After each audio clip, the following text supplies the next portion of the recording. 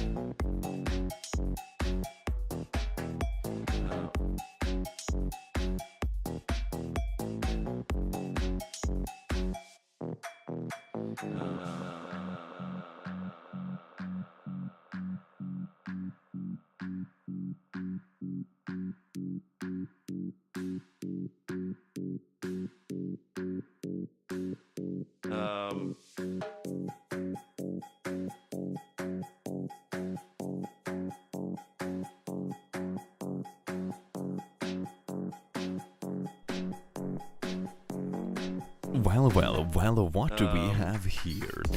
Please remember, chat, that it is illegal to say oh in the chat. It is illegal, okay? Don't you dare say oh in the chat. We have been through this plenty of times.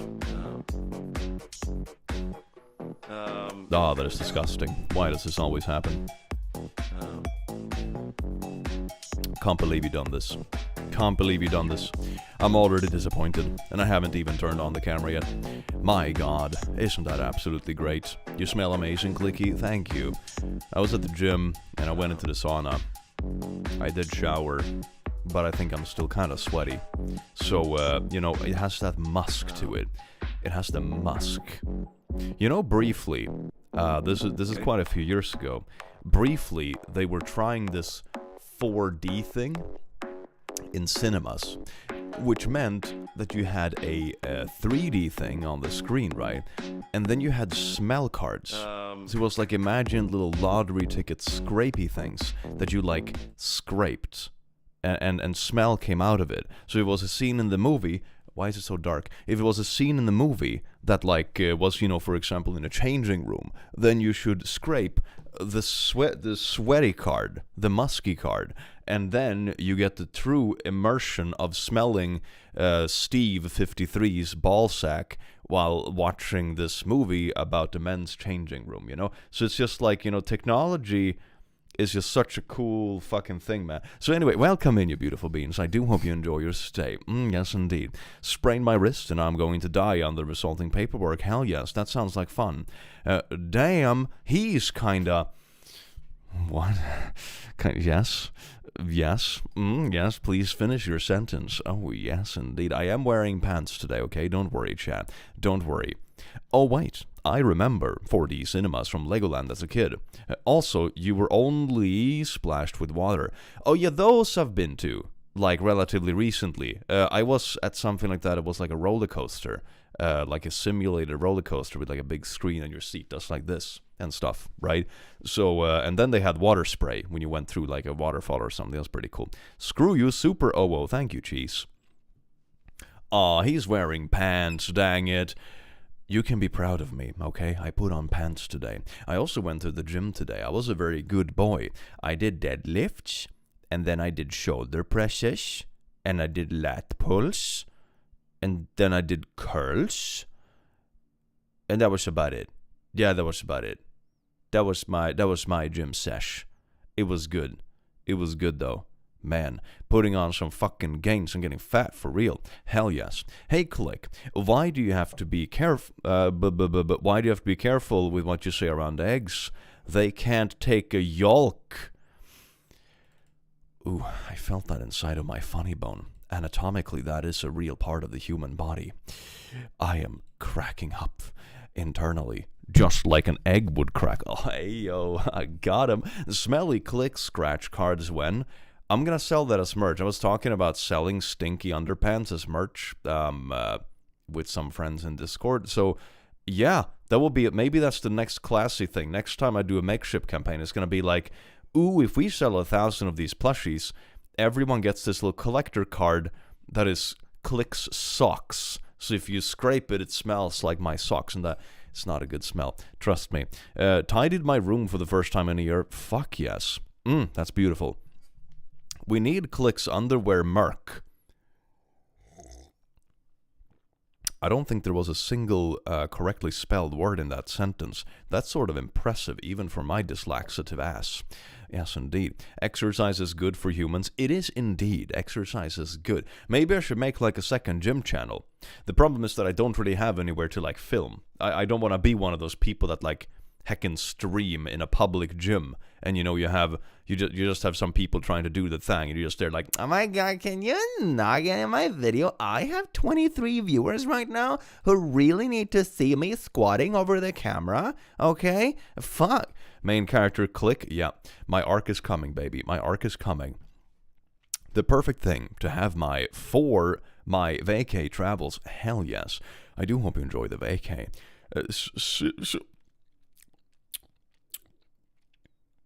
Ooh, carbonated stuff is difficult. Celia, thank you so much for being a royal lass. You beautiful bean. That's absolutely amazing. Oh, I have some good old stories. I found an r/AmITheA subreddit, which seems to be like a bit more. They're not as picky with the stories. It only has 131,000 members. It's r/AmITheA. Would I be the butthole _public? So it seems to be a bit more specific subreddit with stories I haven't seen yet. So that's very fun. Thank you so much for being a lass, you beautiful bean. Oh, goody chat. Good. Look at this, chat. Look at the... You want to know what the first story is about, chat? You want to know... Oh, the first story, chat. The first story is about frequencies. You like that, chat? The first story is about frequencies. You like that? You like that, Chad? Yeah? You like, yeah? Uh-huh. You like frequencies? Not again, no! Not the frequencies, fuck! Yeah, no, it's a joke. There's no actual post about frequencies. I just wanted to mess with y'all. It's a little bit of a throwback to when we went down a rabbit hole on stream for like 25 minutes and we argued like, I don't know, bullshit that doesn't actually matter. And some people got really worked up about it. It was really funny in retrospect, to be honest. So I'm gonna use this as like a little trauma response in my streams from now on, as a little throwback, because I'm quirky like that. I am losing it at work. My supervisor just left after I gave him an earful about my pride being autistic. About my pride being autistic. Oh, like your pride. Okay, I thought it was like... okay, never mind. I misunderstood the sentence completely. He fell down the anti-vax rabbit hole. Of course he did. Of course he did. He outright asked me if I'd be getting the flu vaccine because he was worried it would make my autism worse. Help. Autism squared. Yes, indeed. You just upgrade the autism to the next level, baby. That's how it works. Thank you so much for the 50. That's way too generous. I'll spend it on the pineapple pizza. Ori, thank you so much for being a lasso. Ips, Toby, thank you so much for being a lasso. Nit, thank you so much for being a lasso. My God, Deja Blue, thank you so much for being a royal lasso. Oh, yes. Super awesome. I should just start a stream. And I should just title it like, I'm feeling sad today. I need compliments. And I'm just gonna sit there like this. And just receive compliments for a couple hours straight. Just bask in it, you know? As a man, that's how you get compliments, Chad, okay? As a man, we don't get compliments IRL, okay? What you do is that you title a stream, please give me compliments, and then you just sit there and absorb, okay? That's how you do it. That's how you do it. To be fair, I did actually receive a compliment recently IRL. One was from an in-law that said, man, you're getting big. But like in a good way. Not as like fat, but like, you know, oh shit, you're going to the gym and it shows. That felt kind of good. And the other time was at the gym. An old lady came up to me because I maxed out a machine. And she was like, oh my God, I've never seen anyone max out a machine like that. I'm gonna be honest. The machine doesn't really go that high, to be fair, but it still felt really good, you know. So yeah, that's very nice. That's very nice. You're very handsome and strong. Oh, gonna make me blush everywhere. You have a lovely spleen. I love it when people compliment my spleens, plural. Thanks for the tip. The only person that compliments me is my grandma when I don't wear shorts. You mean us like when you wear long pants? At first, my brain went to this weird place where it's like, oh, my grandma compliments me when I take off my pants, which sounds like a really fucked family dynamic. So I hope that is not the case, and she's referring to like when you're dressing smart, so to say. I really hope so. Anyway, Sarah, thank you so much for the 5. Where's the pineapple shirt? Click. It's in my closet. I haven't tried it for a bit. Let's see if it still fits. Violet, thank you so much for being a lasso. You beautiful bean. Melting in the UK. I'm a bit jealous. It's been cold and shitty. Maybe someday I'll learn how to accept compliments. It's a good skill. For a while in my life, I always felt the need to give a compliment back. But it always becomes really weird because you haven't thought of anything. So it's like, oh man, those pants you're wearing, they're really good and nice and da-da-da-da, because they have thought about what they want to compliment. And you're like, yeah, and you have eyebrows.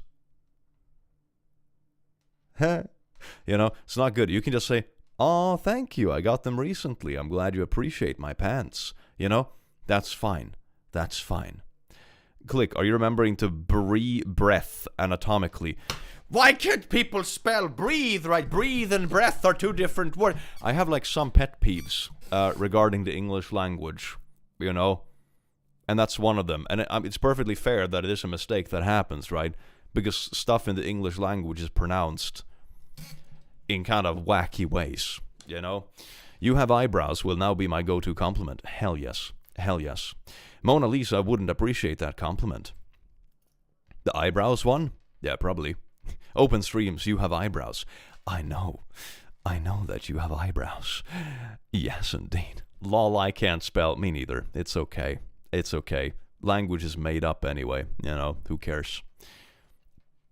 Loose and loose is one of my pet peeves. Oh my god, I hate, oh my, your. When people can't use the right version of your, that's my pet peeve. Like, it's a silly thing in reality because you know what they mean, you know, so it's not like a big deal, but it's just like, oh my god. Especially when it's like, you know, someone has English as their first language doing it. I'm like, what the?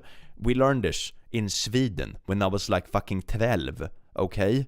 We learned this in Sweden when I was 12. Why can't you learn it in fucking America when you're 12? It's not that hard. Gotta beat them all with a you are. You know what the best thing is? On occasion, I will encounter someone online who's trying to be like fancy and show off that they truly have their skill. So instead of writing like your or you are, they write like you, apostrophe, and only an R. So they're like, you know, I don't know if it's you, your, or you are, so let's just do both. That's great. I love that. I love that. You should make a BoneAppleTea video. I really should, shouldn't I? I'll open it in a tab, so maybe I'll remember it for another day. BoneApple. Oh, I can't even spell BoneAppleTea. God, this is starting off great. I love myself sometimes. I'm gonna sort this one by top of like this year, because this is kind of like an old sub. So,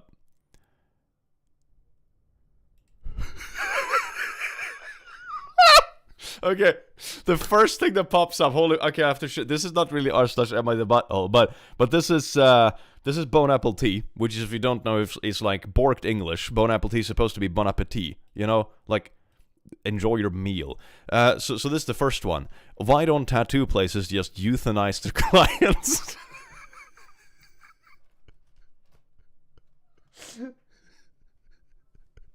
I drive around a lot of work, and I recently saw some signs for a dentist that say they offer euthanasia for their clients who might be scared of going to the dentist. I was driving, so I couldn't take a picture, but I thought it was really cool. Since I never really like going to the dentist, I'd rather just fucking die. It got me thinking as to why tattoo places don't just do the same. Why don't you just, you know, if someone comes in and I have a needle phobia, have you thought about dying instead? Isn't that just better? I have low pain tolerance. I think that if a place offers euthanasia, I'll probably be more likely to visit. Holy fuck, this is great. Yeah, the word they're looking for is anesthesia, like painkillers. Euthanasia is when you kill something. It's like when you do it to sick dogs and shit, you know? God. Whoo! Whoo! It's like, don't worry, this might hurt, but we'll just hit you with the euthanization. Wait, what? He died the way he lived, getting tattooed.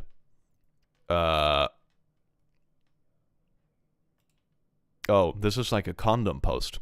Ladies, never let him... Oh, wait, you can't see it. Here's the top part. Ladies, never let him lie to you by saying it doesn't fit. Okay. I have some problems with posts like this. Alright? I do have some problems with posts like this. And it's because, like, yes, while a condom can stretch a lot, one of the party tricks is to put it over your head and down to your nose, and then you blow it up with your nose. Pretty funny. A foot that has literal bones and shit inside of it is a little bit more like, you know, robust than your pee-pee. This is gonna be uncomfortable. You know, if you ever look to have like an erectile dysfunction, this is the way to do it. People still cannot fathom the pain of the rubber part. Shit will stop your blood flow, as you can see in the picture. Imagine that tightness on your Mr. Johnson Jr. the Third. Wait, what? Choose the correct size, otherwise it can break easily. That too, it's going to be uncomfortable and it's going to break, okay? So there are different sizes for a reason, alright? Now if the dude says, like, I can't use any size, then he's full of shit, okay? But, like, that something can be too small is perfectly reasonable, alright? Some white women of color have a certain Genesis squash.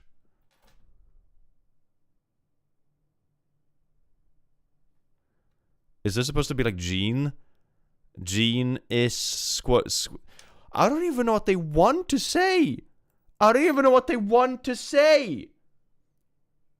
I don't know what are they trying to say? I don't even... A man, bruh. Oh, it's supposed to be French. Je ne sais quoi. Oh my fucking god, no. Oh no. Oh no, they're trying the French thing. No. It's like BoneAppleTea. They're literally doing BoneAppleTea. Oh. Ha ha. BoneAppleTea. It's like when I saw that, like, it was like a Tinder post. And someone said, like, what was it? Bone shower, I think. It was something like that, like, bone shower. And the dude is like, what? Bone shower? What do you mean, bone shower? It means hi in French. Bonjour. Bone shower. Bone jaw. Yeah, maybe it was bone jaw. Yeah, it was bone jaw or bone shower. One of the two. It was amazing. You mean bone jaw. Maybe it was bone jaw. It's one of the... Bone jaw. Bone jaw. It depends on where you're from in the US, I suppose. It's more of a dialect thing, right? His parents lied on the birth certificate.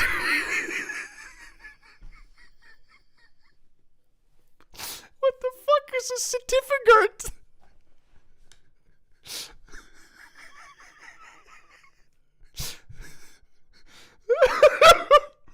Certificate. If you ever go missing, we found the corporate. There's no fucking way you just spelled certificate like that and culprit. Certificate and corporate. Dear God, man. Dear God. This subreddit is like a mix of people trying to use words from other languages without realizing it's other languages. And the other half is like comedically dyslexitive people, which I can sort of vibe with. But it's really funny. Do you realize this is anti-Semitic? Happy holiday. Merry Christmas. Do you realize this is anti-Semitic?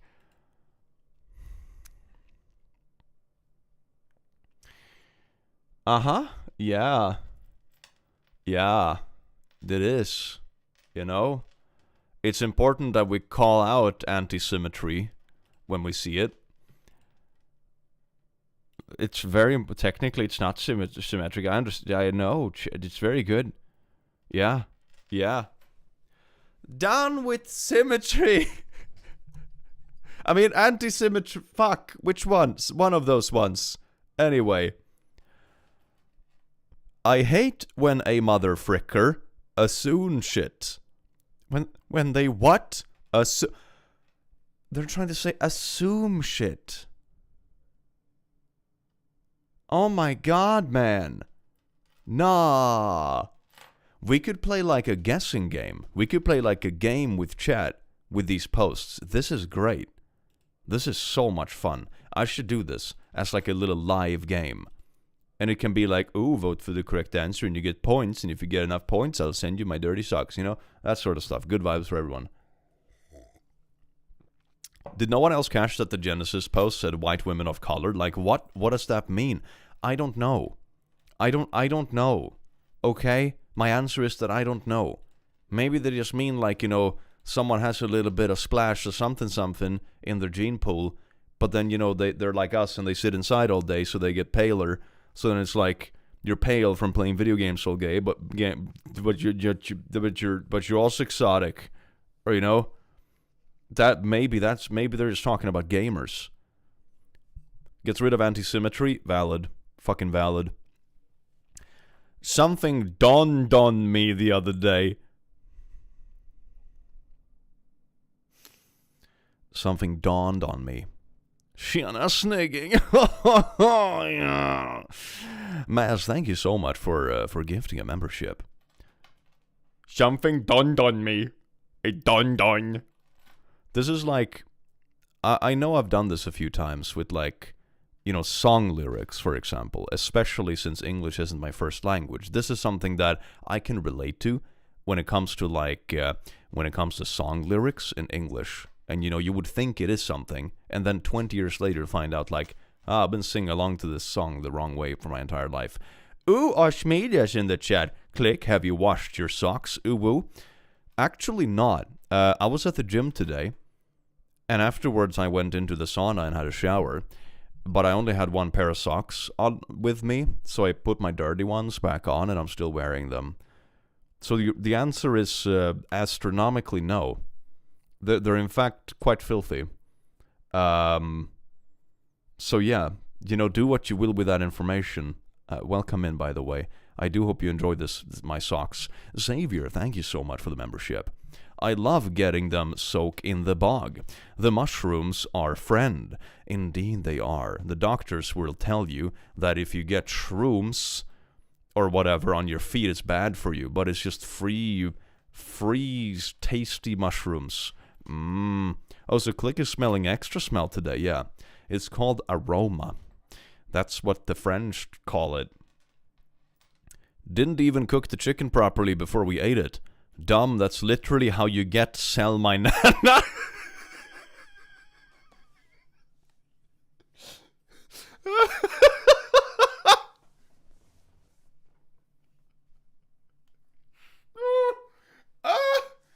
Oh my god, no.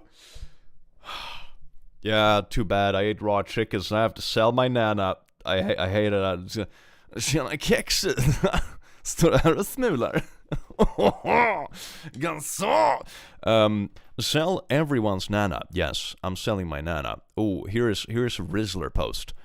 Cream delay. What? Cream delay. Sweet pudding dessert. Oh, crème brûlée. I mean, I can understand if you don't nail the pronunciation, but calling it cream delay is insane. Fasken ta en crème bulle. Yes, can you make that? The custard part is hard to get right. You have to temper eggs without scrambling them, but I can try. It was so good I just had some. Cream delay.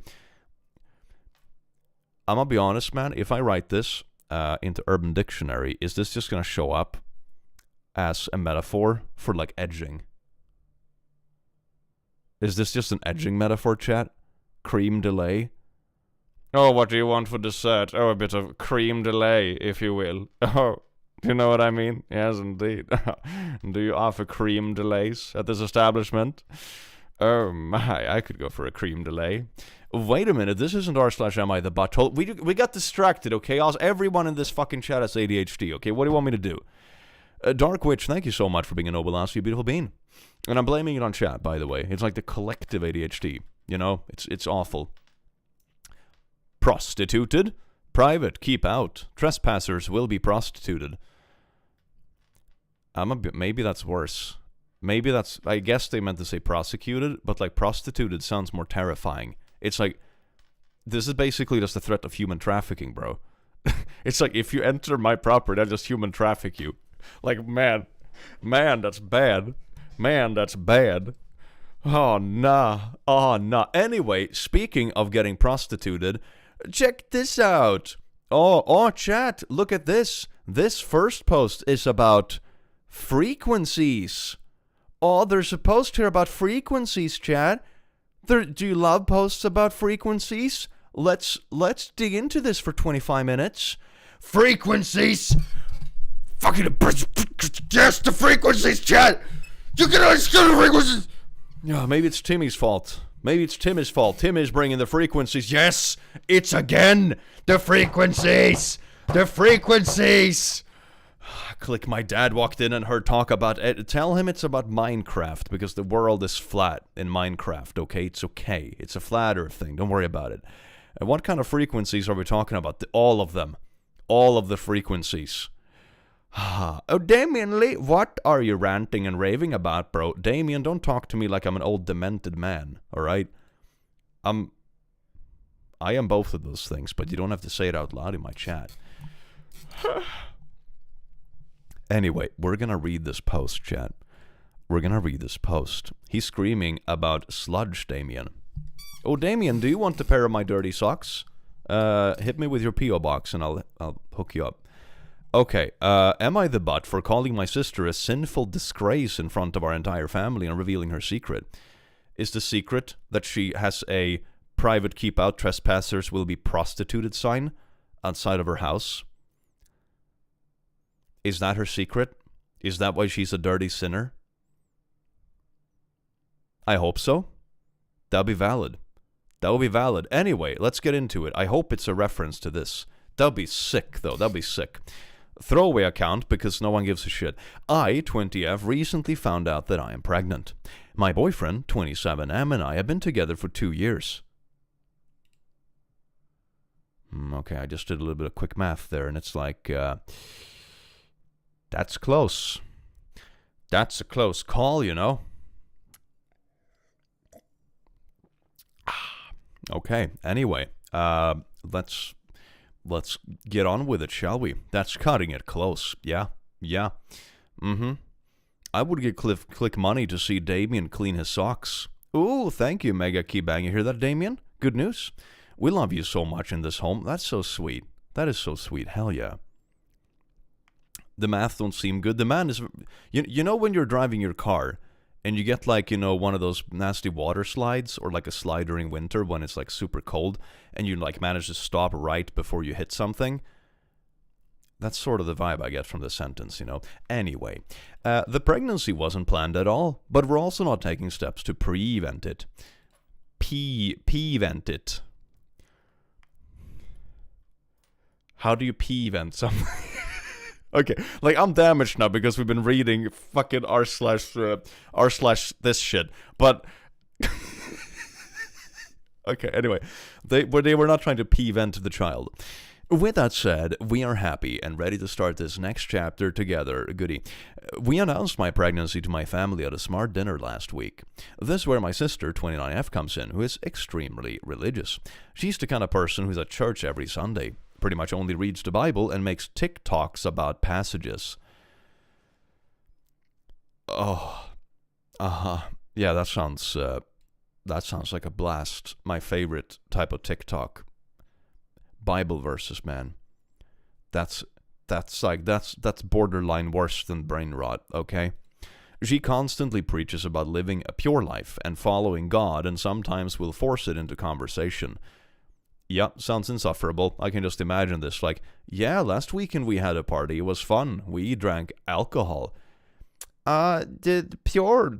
When I shared the news, most of my family was supportive and really happy for my boyfriend and I.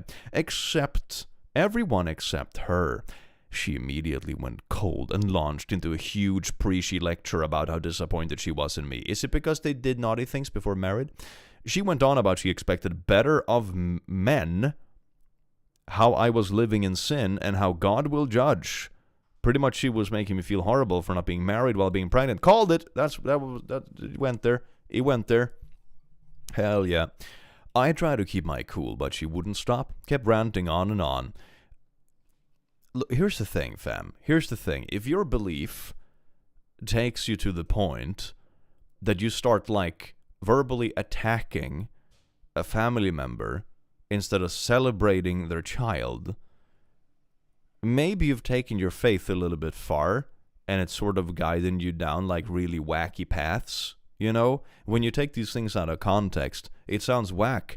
I yelled at my pregnant sister because... Okay.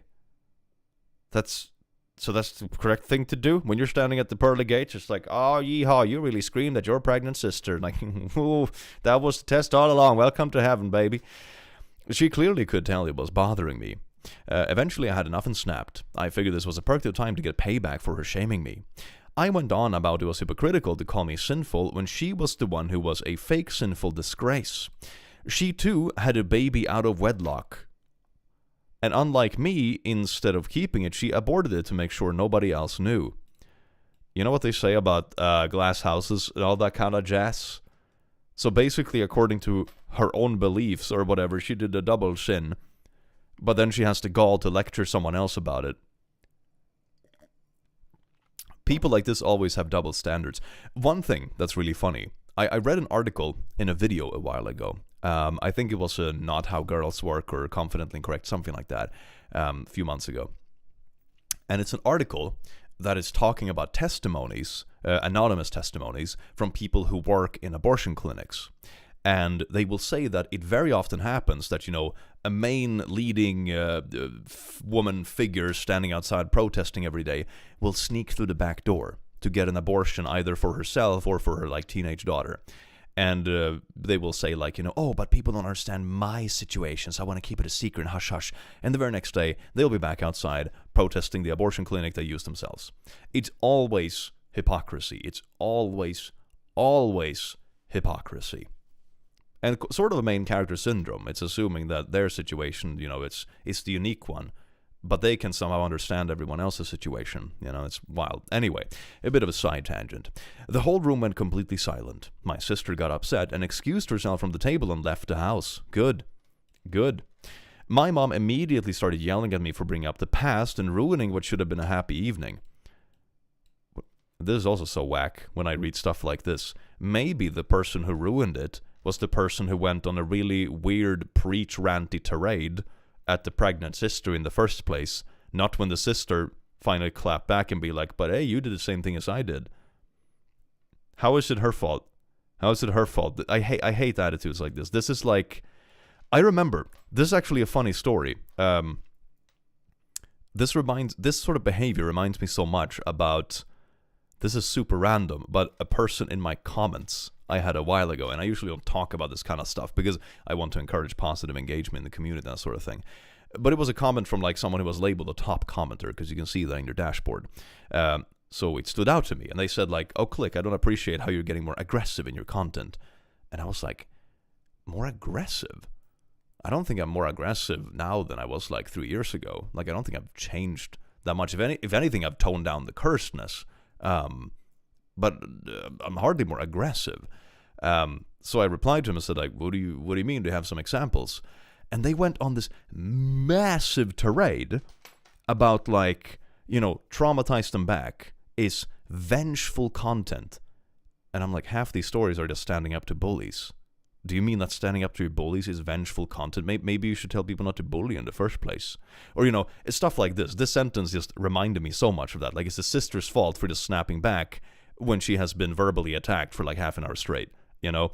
Anyway, this person in the comment ended up starting to create alt accounts to agree with themselves, and then I blocked them. So it was kind of interesting. But anyway, it just reminded me of that. People online do be whack, and in real life, apparently. I honestly don't feel bad, though. My sister has been putting on this holier-than-thou act for years, preaching morality while hiding something she's too ashamed to admit.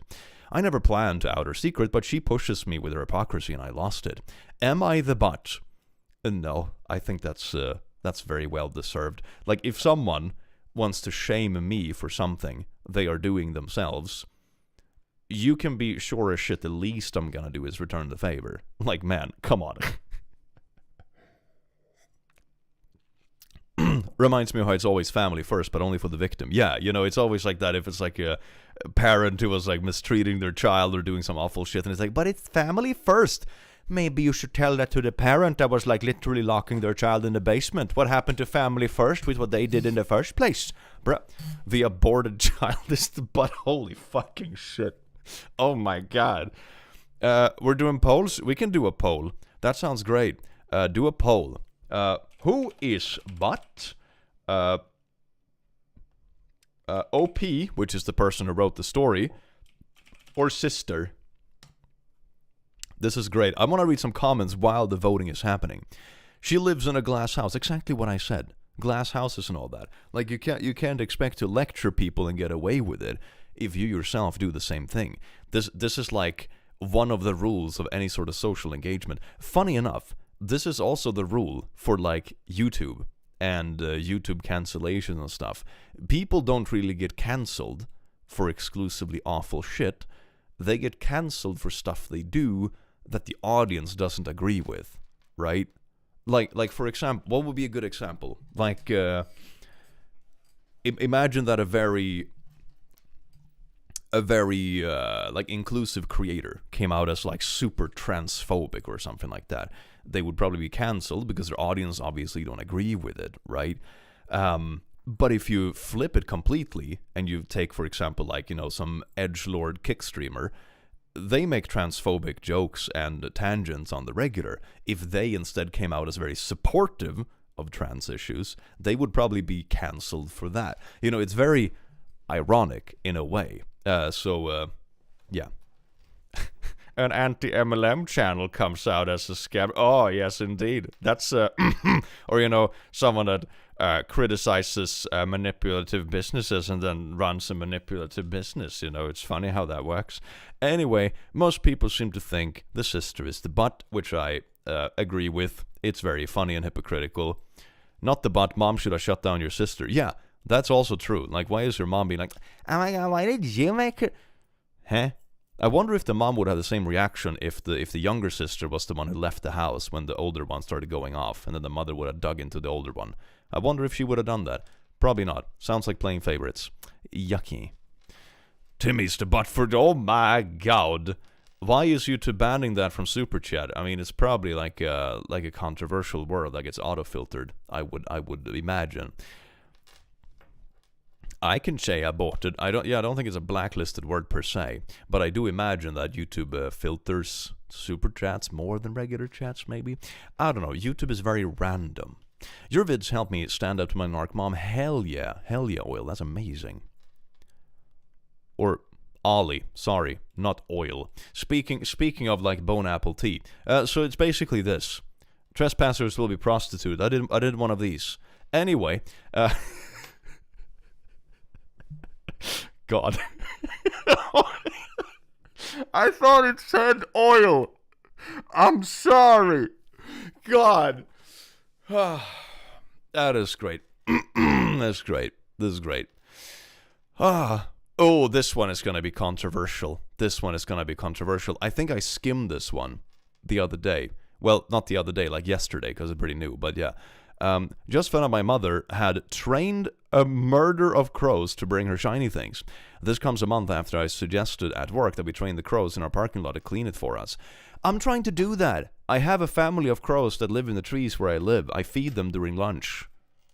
They're getting used to me. They still don't really dare approach, but you know, when I'm sitting outside having lunch, they will like fly down and land in the vicinity and like watch me from a distance. And then, you know, if I'm like, oh, I have a little piece of something left over and I toss it away, and they're like, oh, food. So they know me, and they know that I feed them. Crows are cool shit. Crows train you. Yeah, they should train my dyslexia. Anyway, this sounds great. This sounds like great party drama. Am I the butt for punching a girl at a party after she grabbed me? I feel like this is one of those instances where if the roles were reversed, this would not be controversial in the least. But it has a shitload of comments, meaning that I think this is controversial. Anyway, I, 20M, a few days ago was at a house party with some friends. Nothing crazy, just music, drinks, and people hanging out. There was a girl there, 19F, I didn't know well, but she kept trying to talk to me and was clearly drunk. I wasn't interested, and I thought I made that obvious without being rude.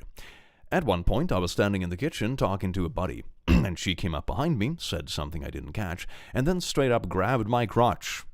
Not bumped into me.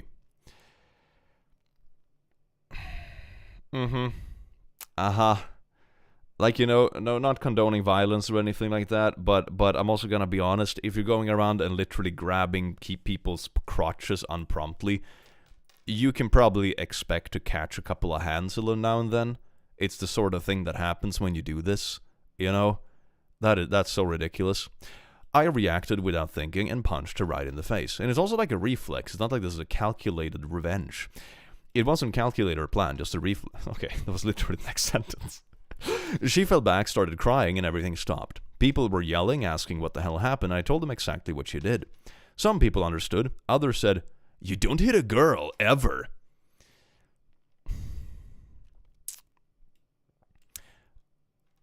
I disagree with this. Honestly, I don't like the sentence. Don't get me wrong. I would never endorse punching people in general. But people definitely deserve, on a moral level, to get hands sometimes. You know, that happens. I have seen it firsthand a few times when a woman will actually be the instigator of, for example, a violent confrontation. And it's like, nah. I remember one time, for example, I didn't actually go there myself, but I had a girl who was drunk who jumped me when she was drunk, and she was really trying to hurt me. She was like throwing punches, kicking me. She was trying to knee me in the crotch. She really went for it. A really nasty piece of work. I didn't do anything back because I managed to maintain my composure enough that I was just like, you know what, I'm just going to leave, because if I engage with this, it's not going to end well because she's half my size, you know? But on a moral level, she would have definitely deserved getting something back. But I also know where that ends. So it's like, you know, it's a reflex, man. It's a reflex. And if she doesn't want to risk getting like an elbow in the cheek, maybe she should not go around and grabbing random people's crotches. You know, it's a pretty easy fix.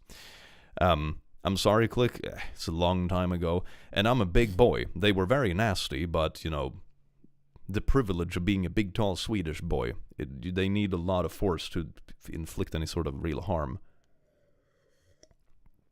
But yeah, it was not the first time they had lashed out either. I had people come up to me afterwards and be like, Oh yeah, she was also screaming at people the other week in this random project. And I was like, okay, she has some issues.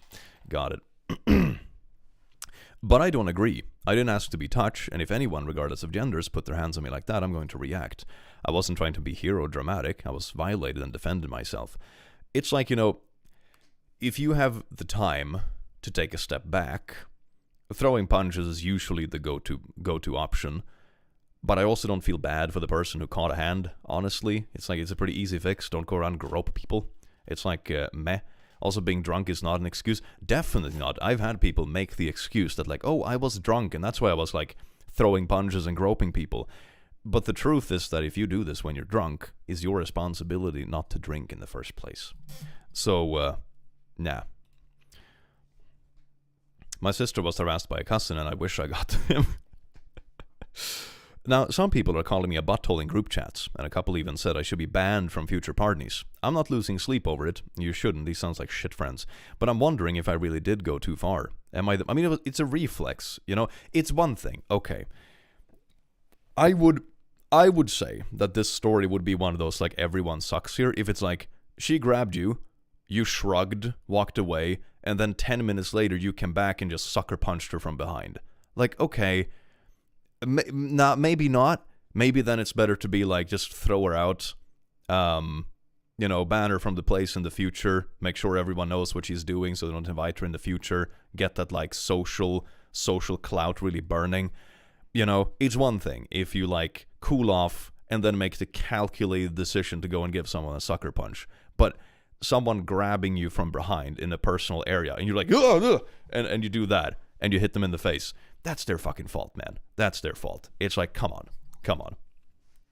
There is a difference. There is a difference. Absolutely reverse the genders. Oh, wait, I think I missed the super chat, maybe. His friends are saying he's the butt, but what if roles were flipped? Then would she be the butt? Yeah, I think this is one of those examples where it's like, if the roles were flipped, 99% would say that OP is obviously not the butthole. It's like, yeah, I was at this party, and some drunk dude was trying to harass me all night, and then they finally just came up and grabbed me from behind, and I threw a punch their way to get them to stop grabbing me. Am I the butthole? No one ever would say that they were the butthole, But also, this is a bit of a side thing, based on experience from, like, martial arts and stuff, that there is also a big difference in, like, sizes of people and that sort of stuff, and on average, a random woman being, like, creepy to you at a party is gonna be smaller than you are as a man on average, and that's kind of important to keep in mind. Not that it's right what they do. It's different when it's a reflex, but it's important to think through that, like, okay, what are the consequences gonna be here? It's not worth, like, potentially injuring someone seriously, So, like, because then you're gonna get in trouble, right? Like, I don't necessarily feel bad for someone going around groping people, but it's about, like, what's the consequence for you?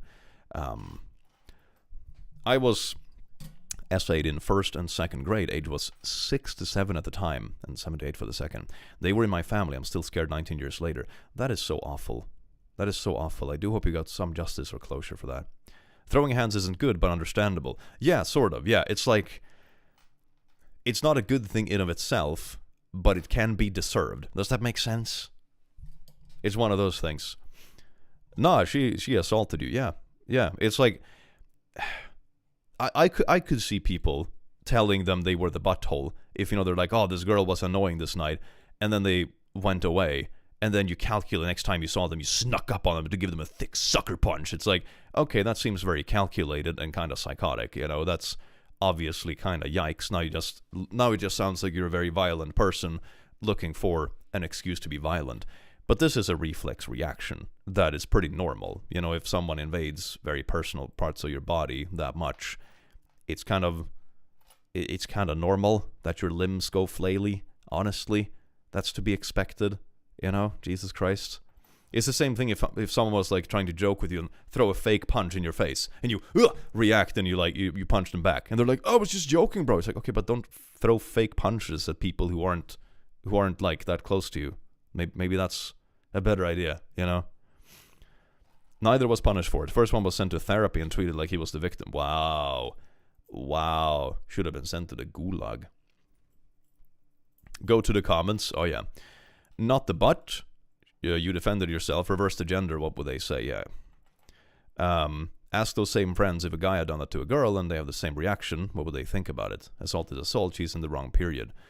Yeah, I don't like this kind of thing about, like, the attitude of, you should always let people get away with something based on who they are. That's bad, and it also fuels, like, really bad attitudes from, like, extremists and shit. It's like, no, if someone is acting poopy, they should have consequences for it. I'm not saying throwing punches is, like, the best solution, but they certainly shouldn't just be like, oh, she's just a silly little girl. No, she's going around groping people at a party, man.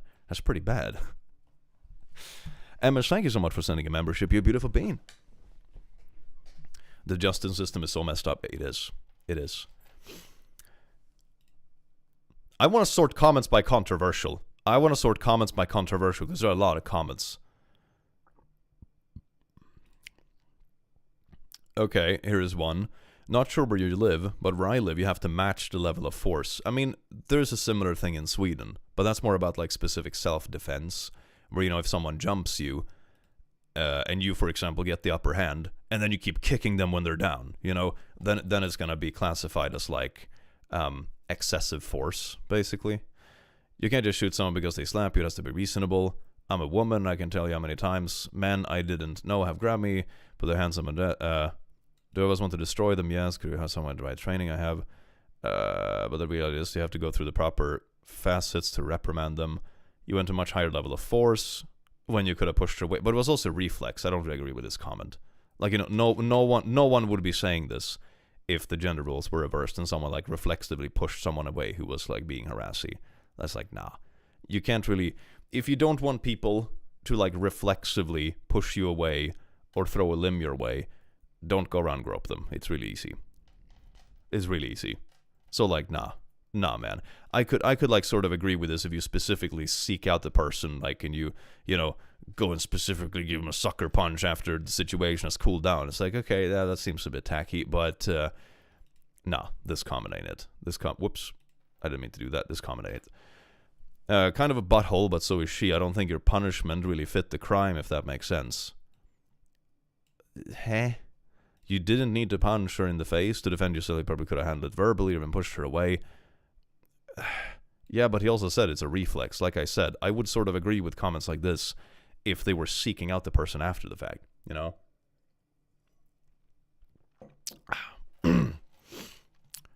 This is wrong. If you do this to a woman, not only are they going to punch you in the face, they will also send your ass to jail. They deserve exactly that in return. You don't think that's a bit extreme? I agree that you could have her ass thrown in jail. You can kill people by punching them. I mean, also true, but I don't think, like, a reflective punch like this over your shoulder because someone is grabbing you from behind is gonna be a murder punch. I'm gonna be honest. People can fall over in unlucky ways. Don't get me wrong. The best thing is to just avoid fights if you can. Fights are stupid, but this doesn't sound like a murder punch. I'm gonna be honest. And also, if you don't want people, like, reacting, don't grope them. It's easy. It's an easy fix. I think there's a better way to defend yourself. College kids make stupid mistakes. He had the right to punch her. I just personally think it's too much. Yeah, but it's the difference between, like, conscious and reflex. When will the new ESD be released? During the summer. Hell yeah. Intention is key. It is, yeah. So, yeah. You don't hit a girl ever unless she is truly evil, like a journalist or IRS agent. This just sounds like a little edgelord. She grabbed you. You can't punch people just because ideologically you don't believe double standards should exist. I think having some level of double standards is fine, right? Like, there have been situations in my life where I, for example, have treated someone acting poorly differently, depending on how big they are as a person, for example. But it's also for my own sake. You treat people differently depending on if you deem them as a legitimate threat or not. It's like, for example, let me give you another example that isn't specifically gendered. I had a dude, this is many years ago, this is like 10 years ago, and we were having a party at, like, some student thing, And he was like really weirdly aggressive. Like he had been aggressive all night. And then he came up to me when I was just standing outside and started blowing cigarette smoke in my face, and then said something like, "If you have a problem with me, you can just try to punch me. See how that works." And it's like, I haven't even talked to him before. Like, he just goes up and does this out of nowhere. And the funny thing is that he's tiny. He's a tiny fucking dude, you know? And he's like more than a head shorter than me. Probably weighs like, 110 pounds. And I'm like, what? What are you even doing? So it's always tiny dude. It is, isn't it? It's so weird. So what I did then is that I just grabbed him by the collar with one hand and sent him flying, not so he actually fell over or hurt himself, but just show that, like, I can throw you around with one arm. So don't mess around. And that's it. Then he stopped and he scurried away somewhere else to probably bother someone else.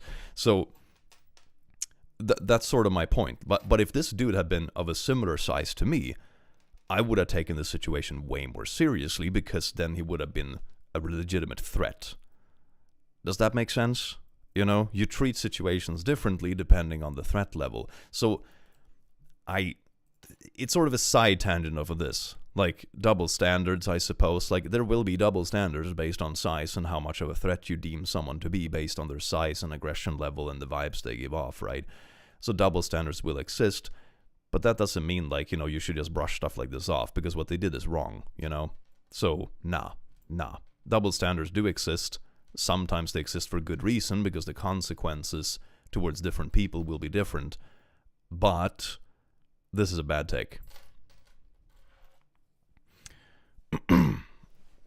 Why do most men and some women always want to get physical when they get mad? It feels good, I guess. It's just that most of them have the emotional regulation, not realize the consequence and the seriousness of it, I suppose. Like, I like getting physical when I'm mad, but I don't do it against people.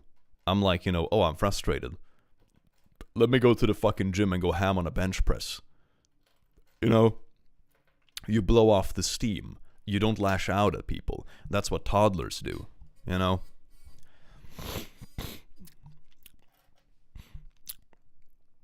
Anyway, let's do a little poll on this one. Is OP butt? Yes or no? So OP is the dude writing the story. Deja Bluebear, thank you so much for being a royal lasso. That's way too generous. You beautiful bean. And gender role stereotypes. Woo! Click just picking fistfights with the bench press. I mean, that's how you do it as a healthy adult that has like a bit of emotional control. It's like, it's okay to get pissed off about things. I can be pissed off about people, but that doesn't mean I go around throwing punches randomly. That's what toddlers do. The only time I will throw a punch is if someone is doing something threatening enough to the point that it justifies it in a self-defense manner. Otherwise, it's just toddler behavior. Aaron, thank you so much for the 5 gifted memberships, you beautiful bean. Again, grab a random animal by the balls and see what happens. Should we bring back the bear versus man argument? If you grabbed a bear by the balls...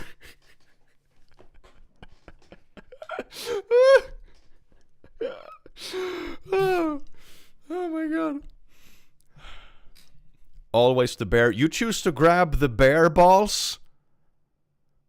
Oh my god. Okay. Wow. That's alright. Well, good luck with that. Don't grab bear balls. It's gonna be... Aren't we fighting gorillas now? Oh yeah, sorry. Yeah. The newest argument. Okay, chat, if you haven't brought up to speed with this one, the newest online argument is if 100 dudes can beat a gorilla. I have seen people really get into this in comment sections. I've also seen people make like simulated battles in like battle simulator video games and that sort of stuff. It's great. So yeah, I think my conclusion. Oh yeah. Let's do a poll. Let's do a poll versus gorilla. Okay. Let's do a poll on this. This is actually good. Who would win? And after that, I'll explain my own reasoning. 1 gorilla, 100 dudes. Who would win, chat? Who would win? Just open fucking field. Oh, the average dudes, yeah. Average fucking dudes. Let's see what it says. Hand to hand, the men would lose against the gorilla. 100 guys, a lot of guys. I've seen them, pretty sure they won't win. You mean gorillas or average dudes? With weapons or without? I'm assuming without. If it's 100 dudes with fucking machine guns, of course the dudes are gonna win. Okay, what about one gorilla with a machine gun versus 100 dudes with spears? What about that? You know what I think, chat? You know what I think? I think it depends on... 55% are saying the gorilla. I think it depends on how the dudes act. Are the dudes just panicking and the gorilla can just run off and pick up off one by one? But also, the thing is that, does a gorilla even have the stamina to kill 100 people just in a row? Like, isn't it just gonna pass out after like 50 people? You know, even if it can just like plow through them like water.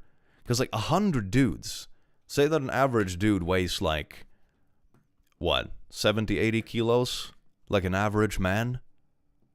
You know? That's like 7-8 tons of just meat. Can you imagine that, punching through 7-8 tons of meat? That's almost 20,000 pounds of just flesh. You know? I'm like, could you even feasibly do that, even if the dudes are just fucking standing still? I mean, I don't doubt for a second that the gorilla's gonna rip through half of them, but like, it's just such a ridiculous amount of meat, you know? The gorilla could take a lunch break. The gorilla would pick up one dude and use him as a smacker.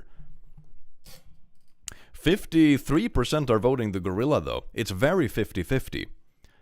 The issue here is that 100 dudes can't all at once interact with the gorilla. It's probably most 7 at the time, and then the gorilla definitely wins. I mean, that's just the boundaries of like geometry, you know? If you're people surrounding another person or animal in this instance, you can only be so many people in the inner circle, and it's like 7 or 8 people. The dudes are the lunch. Average people can't even handle shopping for Pokemon cards anymore without getting hurt. I vote gorilla. For me, it's like, I don't think, you know, as a dude, you can throw a reasonable punch and actually hurt a gorilla. You know? It's not like your punches are actually gonna hurt. I just think that, like, isn't it so many people that the gorilla is just literally gonna pass out after a while? Like, ripping apart 100 dudes is a lot of fucking stamina, you know? But I think 100 people would eventually tire out the gorilla if they were really determined. That's sort of like my idea, right? It's like, I don't think the dudes will really win by force because they're good at punching, or because a gorilla would like feel an average punch. I think the gorilla would just pass out after like halfway through, you know? That's what I think. So like, but I think some people who think that the dudes would win are under this illusion. I think it's like 8% of people. When you poll people, I think 8% of people believe they could beat a gorilla in a fist fight. It's pretty funny. Which obviously you can't. Humans are pretty weak compared to most animals. We're fucking sissies. The good thing we can do is make sharp sticks. That's what makes us good. And fire and shit. 50% would run away in fear, but then the gorillas still have to chase them and then tear them apart, which is a lot of stamina, so eventually we will pass out. We have to read up on like how much stamina. Wait, how much stamina does a gorilla have? Hold on, I need to check this. How much stamina does a gorilla have in terms of killing people? Does gorillas have good stamina? He also said that while gorillas are incredibly strong, their stamina doesn't match up to human endurance. Okay, so I think this is gonna be more of a win for the dudes due to stamina. I think it's more just like, you know, I would probably get tired before ripping apart 100 babies. You know, if I compare myself to like dudes comparing themselves to gorilla, right? If I was fighting 100 babies, I don't think the babies could throw punches that would hurt me. I just think I wouldn't really have that much energy to rip apart babies after 50 babies. You know? Right? That's sort of, is this click a cat? Sort of. Yeah. Why would you fight babies? Why would you fight a gorilla? You know? This whole thing is a big why. Why the fuck would 100 dudes fight a gorilla? Click fighting babies. Bring on the babies. Click the gorilla would probably crush a skull in a single hit. Do you think a gorilla has the stamina to throw 100 skull crush punches? That's the question. That's the question. It's fun listening to you while at work. Click, thank you so very much for the 2. Realistically, if enough people gang up and use tactics, they can blind the gorilla. Oh yeah, definitely. If you have like 10 dudes just swarming at once and they just go for fucking eye pokes and they don't care about their own well-being or survival, then they can probably win. Just go for eye pokes and and ball squeezes, I guess. And there you go, baby. But 100 men versus 1 Timmy. Timmy would win, just because he's manipulative and stinky. This one seems a bit feisty.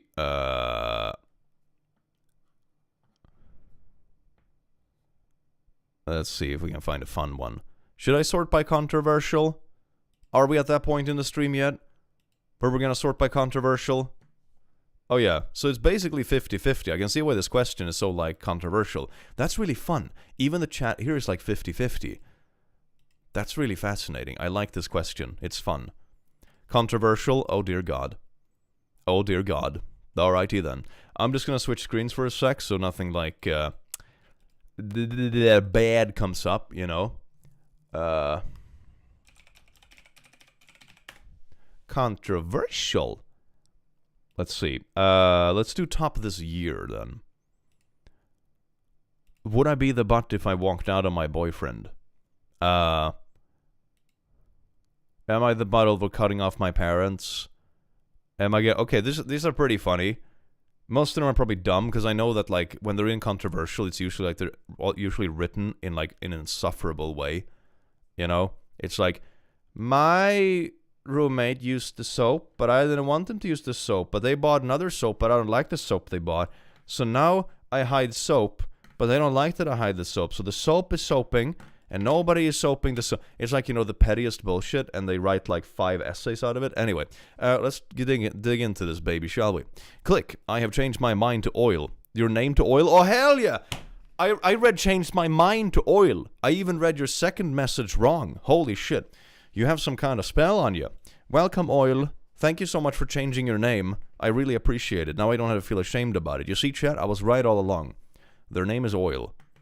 Now it's Soap. Soap. Me when I soap. Would I be the butthole if I started reading stories about frequencies to my audience for 20 minutes straight? No, sorry. If I walked out on my boyfriend. My boyfriend has a 15-year-old daughter, Kimmy. She's gay. Oh, that's why she's... Oh, no. I don't appreciate bringing the gayness into this household. Anyway, but not a lot of people know, and she keeps it low-key. She does have a girlfriend, though. Recently, a boy at school who has really bad accident last year asked her out. His face is still healing, and honestly, it looks rough. When the boy asked her, Kimmy responded with, I would, but your face scares me. Her dad found out and got really mad. He ended up grounding her, not just from her phone or usual stuff, but from prom. This hit hard for Kimmy, because she spent months getting a dress and planning for prom, even though she's not even into dresses like that. Okay. Oof, but she's a teenager. Yeah, this is like... This is a dumb as fuck thing to say. I don't know, but they're also like... they're also a teenager. It's probably better to just sit them down and be like... You can let them down in better ways than this. You know? I don't know, man. When I tried to talk to my boyfriend about it, he said the punishment was fair because what Kimmy said was unnecessarily harsh. According to him, she could have just said, I have a girlfriend. But wasn't she keeping the gayness low-key? So this is like kind of nah. kind of meh. Like, you know, you don't have to come out just because someone else is hitting on you. That's kind of dumb. Or handle it differently. And if the boy kept pressing, then she could have set firmer boundaries. But instead, the first thing out of her mouth was hurtful. He said grounding her from the fall dance would teach her a lesson about being kind, and that if a person has a problem with it, it could hit the door. Oh, he means her. That if she has a problem with how he is raising his daughter, she can leave. Hit the door. Okay, that's a weird saying. Never heard that before. I think the punishment is too extreme. Grounding her from prom seems like a lot, especially since she worked so hard to go spend her whole summer working. I get that what she said wasn't okay, but she's a teenager navigating being closeted. And I feel like it could have been a teachable moment without taking something as a dance away from my friend. Just ground her over a random weekend, man. Just ground her. This seems like AI, maybe. Do you think it's AI? It's a throwaway account. But my dad agrees with my boyfriend, saying it's fair, but my mom says maybe it's time for me to walk if she threats on my daughter like that. Threats on daughter like that? What? Yo, this was posted last week, except Kimmy originally had a crush on the boy until he had an accident and no longer interested. She also wasn't a lesbian in the first draft.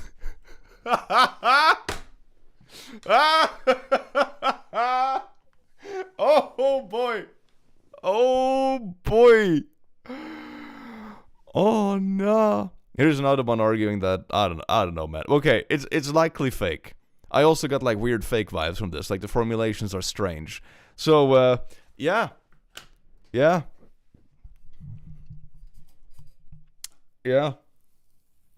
Faking fakers a fake post? Oh no. Yeah, I mean, if AI is gonna take over something, they're taking off the bottom scrapings. They're taking over like fake reposters on Reddit. You know? Oh, the AI is gonna be doctors and programmers and that sort of shit. This is what they do. They spam post fake post. Jesus Christ, they're gonna take over the scamming business soon. 100 geese versus one man. Who win? The geese, for sure. Geese are fucking atrocious. It's 100 geese. Most people have trouble handling one goose. Okay? God. Am I the butt for cutting off both my adoptive and biological parents? Damn, this sort of wall of text. Oh my god. This looks like it's... Okay, I'm gonna try to read this, but I'm already feeling that this one is gonna be ass to read, okay? 23M here. I was adopted when I was born. My adoptive parents, Jan and James, never kept it a secret from me, thankfully. I wasn't able to meet my bio parents for a long time, and all I knew is that they weren't able to keep me, and Jan and James were willing to adopt me. I thought it was a simple situation of being taken by CPS and given to Jan and James. They were good parents to me and happy to have a child. They fostered other kids as well, but I was the only one they were legally parents to. I always thought they were great for adopting me despite everything. Okay, so this is like a big paragraph on nothing. I recently got the chance to finally meet my bio parents, who I will call Todd and Mary. They had no other kids and were excited to see their only child. We met up at a restaurant and started talking. To keep it short, I'll skip to the main issue. 1.5 paragraphs in. I'll keep this one short after fucking yapping. They let me ask anything I wanted, so I asked what happened and why would I have to be adopted by Jan and James. Todd got quiet and Mary started to cry. They said they were heavy drug addicts and felt like it wasn't fair to raise me in that environment. Before I was born, they decided to put me up for adoption and found Jan and James. Once I was born, they continued to struggle with addiction. Did they do drugs while she was pregnant too? Like, that's the thing with these sort of stories that always make my, fake flags flare up. It's like, this doesn't sound real, because in that case, he would have, all kinds of nasty syndromes from the mom literally being a druggie during the 9 months that she was pregnant. This sounds like bullshit, man. This sounds like bullshit. Get sober a couple of years after my adoption. They opted to have a closed adoption because they didn't want to think blah blah blah. After hearing this, I didn't feel great. Blah blah blah. Oh my fucking god! I always wonder what happened to this whole thing. Ugh. Ugh. This is annoyingly written, man. I hate this. When I got home, I called and told them I was disappointed in them for abandoning me and disappointed in Jan and James for allowing this to happen.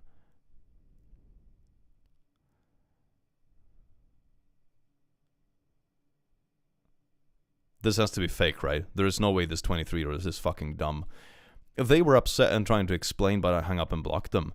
I then sent a lengthy message to Jan and James to tell them I hate that they allowed my parents to get rid of me and that I wish they let me stay with them.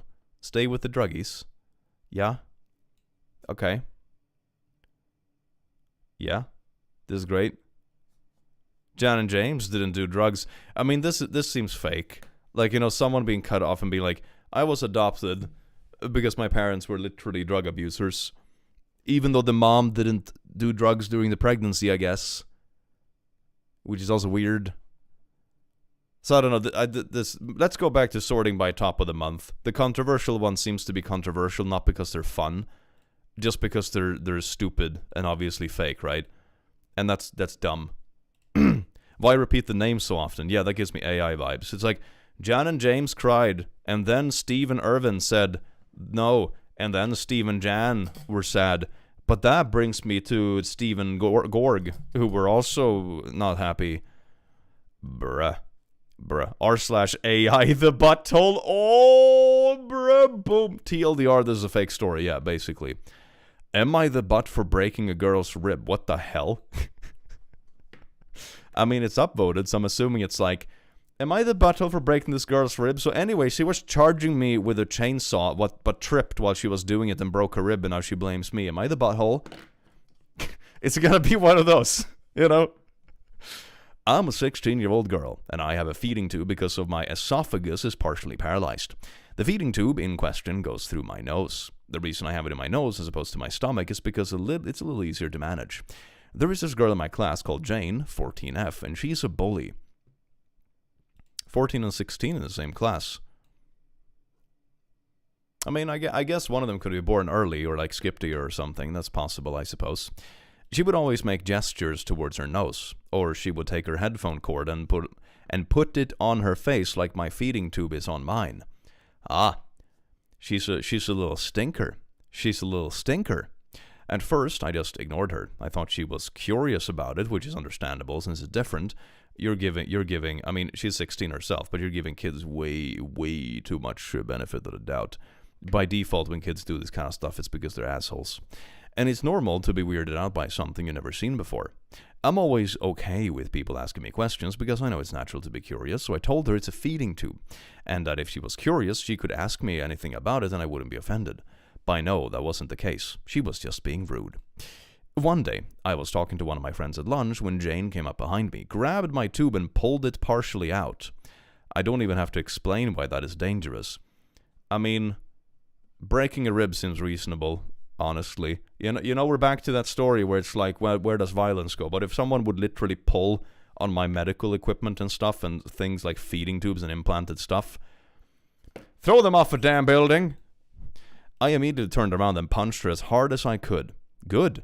I ended up giving her a black eye, then kicked her in the stomach, which broke one of her ribs. Good. Jane was on the floor crying when the security guard walked up to us and asked what happened. I told him what she did. I was taken to the principal office where I was lectured about how what I did was wrong. But she wasn't wrong for pulling on feeding tubes on people who need feeding tubes, which is like really dangerous and bad. You were the asshole, but you were a justified one. Yeah, punching someone isn't nice, but it was certainly justified. You're proving my point from my last super chat. I don't remember what your last super chat was. I'm sorry. I don't really remember the lecture. The principal then said, you have two options. We can either call your grandparents, make you apologize to the girl and suspend you for 2 days, or we can suspend you for 2 weeks. I said, just suspend me for the 2 weeks. Fucking based. Fucking based. There is no way in hell you should apologize to someone that goes around and pulls on your feeding tube. Based. When I got home, my grandparents were mad. I explained the situation to them, but I don't know what happened to Jane. I want to know if I went too far with breaking one of her ribs. I mean, you also didn't know.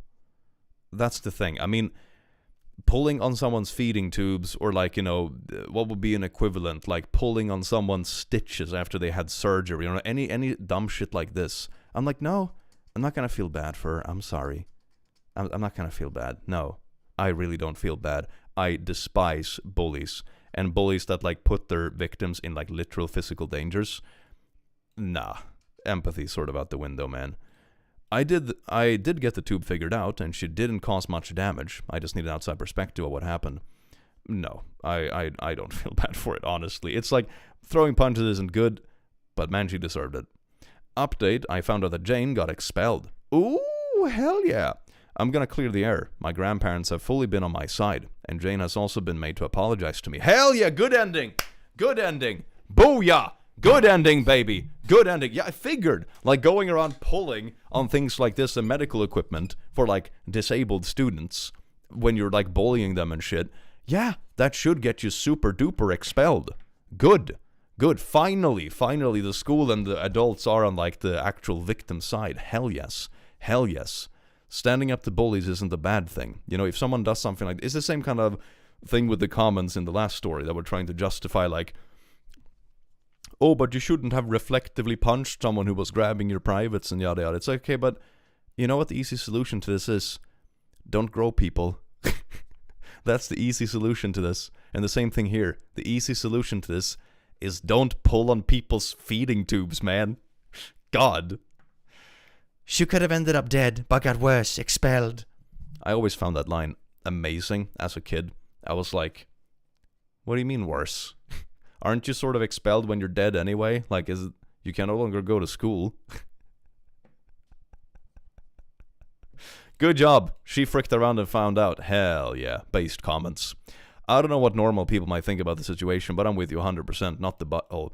Yeah. Like, if I had a kid, or, you know, a younger relative or something that came home one day and they said, like, yeah, they were post-op, or they had a feeding tube, or, you know, something like that, you know, like something very sensitive. And they were like, yeah, my bully was pulling on this, which is obviously dangerous. I punched them and they happened to break a rib. I'd be like, good, break 2 next time. And like, fuck that shit. Fuck that. No. You don't let people fuck with you to like an extent it becomes dangerous. That is insane. And the people that would defend that are equally insane. And I am sort of convinced that people that would defend that sort of stuff are just like closeted bullies. They defend it because they did the same shit themselves, you know? 100% not the asshole. You have an instantaneous response to protect your body. Your tube is part of your body. I'm sorry the adults in your life aren't supporting you. I mean, they did at the end of the day, though. They did, so it was actually a happy ending. Let's do a little voting. Woo! It's time for a vote. Is OP the butt? So the girl writing the story, the girl with the feeding tube, is she the butt? Is she the feeding tube? Yes or no? She didn't intend to break ribs, but even if she did, I couldn't bring myself to be mad about that kind of defense. No, it's the kind of like you dish something similar to what they try to do to you. What did I walk into? Feeding tubes! Ah, feeding tubes. Useless poll. Don't call democracy useless. God. Appreciate democracy. Why is this incontroversial? It's not incontroversial. We went back to sorting like regular because all the stuff incontroversial was just fake AI posts, and that's why it had a lot of downvotes. It wasn't very fun. Who the heck said yes? It's like one person who said yes. It's the bully that enjoys going around pulling people's feeding tubes that snuck into the stream to vote yes. Democracy! Ah, democracy. Let's see, using pool. Oh, here's a sinful disgrace one. We read that one. Am I the butt for aborting my child without consulting my ex? Ooh, this is gonna be a spicy one. This is gonna be a spicy one. I know the comments are gonna be spicy. Feeding tube is the butt. Feeding tube goes into the butt. You feed it through the butt. Then you absorb more nutrients. Bit of a South Park reference. I love democracy. For Super Earth. Am I the butt for aborting my child without consulting my ex? I, 30F, broke up with my ex John, 32M, after finding out he had a one-night stand with my sister Lauren, 28F. There's always like some really juicy drama plot twist that's hiding right under the surface, isn't it? Bruh. Oh my god. Oh my god. Alright, I thought it was just gonna be an argument about an abortion, but this is like, okay, damn. He showed no regret and claimed our relationship was already going downhill and that we had lost the spark. So the natural thing you do, as an honorable man, is to sleep with the rest of their family. That's how you do it. That's how you fix it. While I agree with that, I think you should have just ended things instead of cheating. Yeah. I'm also really surprised that the sister was in on it. Like that's some crappy family vibes, you know? If I had, for example, the partner of, I don't know, like a sibling or a cousin or something, and they came on to me and be like, hey, our relationship is a bit rocky. Do you want to get down in the dirt? I'd be like, the fuck's wrong with you? Just break up with them. Are you insane? Like, the fact that the sister agreed to it is also nuts. But it is what it is. They decide to pursue their relationship. Oh, dear God. Oh, dear God. The family dinners and Thanksgivings after this point must be a little bit awkward.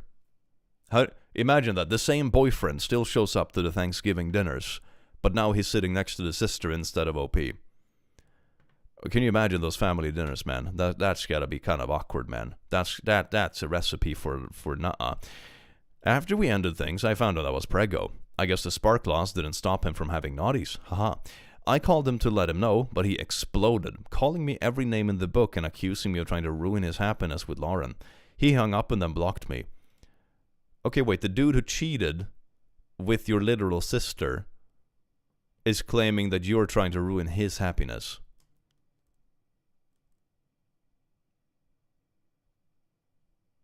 People do really be trying to climb up on like moral high horses, but the horses are like this tall, you know? It's insane. It's insane. Anyway, yeah, I would say at that point, I mean, it's your body, girl. It's your body. The dude isn't in the picture anymore. He's a cheating scumbag, and you're not in a relationship. Like, even if you were in a relationship, you know, it's your body. But, you know, of course, like, a conversation around it is good to know where, you know, both parties are standing and that sort of stuff. Like, of course, have an adult conversation about it. But it's primarily your choice. And it's only you. You're not even in a relationship. Of course, it's 100% your choice. Like, he cut himself off, you know? Bruh. I tried reaching out a few more times, but he responded with hostility and insults.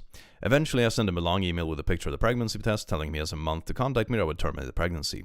I didn't want to be a single mom when he was right there, and I had just received a job promotion. Having this child jeopardize everything I had worked for. Call me selfish, but I wouldn't let that slip away. I mean, you should always feel, at least in a perfect world when you have the choice, right? You should always have children when you feel like you can support it. You know, bringing a child into a situation where the dad is like some cheating, aggressive deadbeat who's now together with the sister. So the kid is still going to see the dad at family gatherings, but he's not together with the mom. He's together with the sister of the mom. And also the mom might like feel some sort of resentment because she was left in the dust and had to give up job opportunities for the pregnancy. You know, it's like, bring children into healthy contexts, all right? Just bringing people into the world to sort of suffer low-key is like, it's like, nah fam, that's why choice is a thing. A month went by, and I heard nothing from him, so I went through with the abortion. Afterwards, I felt really empty and sad, so I decided to make a post about it on social media. I guess he saw it, and it finally clicked for him. He ended up calling me, asking if I really went through with it. I told him yes, and before I could say more, he started yelling and broke down crying, asking how I could do this to him. Uh-huh. It looks like she did, in fact, consult him, and he chose to not give input and is whining about it after the fact. She's fully in the right. Of course she is. Of course she is fully in the right. Like, man, this is... What an immature boy. He's acting like some spoiled 12-year-old. Bruh. He's like... He told her to frick off, you know? And then she's like, alright, then I'll choose the thing I do. And he's like, oh my god, you chose the thing? Oh my god. Oh, how could you do this to me? Bruh. I got annoyed and reminded him that he had another woman to give him a child and told him to leave me alone. I hung up and blocked him. Now I'm being harassed by his family and friends, and the reactions have me questioning whether I did what's wrong. No, he's a deadbeat piece of shit who ran away with your literal sister. Like, this isn't someone you want to be the father figure in your kid's life, alright? Like, damn. Nah. He brought this all on himself. Like, I could totally see, like, it sounds like, you know, the OP in this instance was a bit on the fence, right? Like, she was, I'll give you a month to decide, you know, that sort of stuff. Like, she was a bit on the fence, you know. If he had said, like, all right, shit, I guess this is real. I need to step up now and stop being an immature piece of shit. It sounds like she would have been down with it. But it also sounds like she wouldn't be down with it. It's like, okay, he's going to be with my sister. I'm not going to get help with the kid. I'm going to have to give up my career. He's going to explode on me and yell at me when I talk about it. It's like, no, get him pregnant? All valid. Based. Is he mad you aborted the baby, or is he mad that his friends and family saw what kind of person he is, and now he's got to make himself mad to turn them back against you instead of taking accountability? I think that's probably it. It sounds like he didn't care at all, but then all of a sudden, he looks bad, right? Because he looks like a cheating deadbeat. And then he's like, oh my god, I can't look like a cheating deadbeat on Facebook. Let me harass my ex some more, and get my family to harass them too. That's how I fix this. That's how I turn into a respectable man. Bruh. Bruh.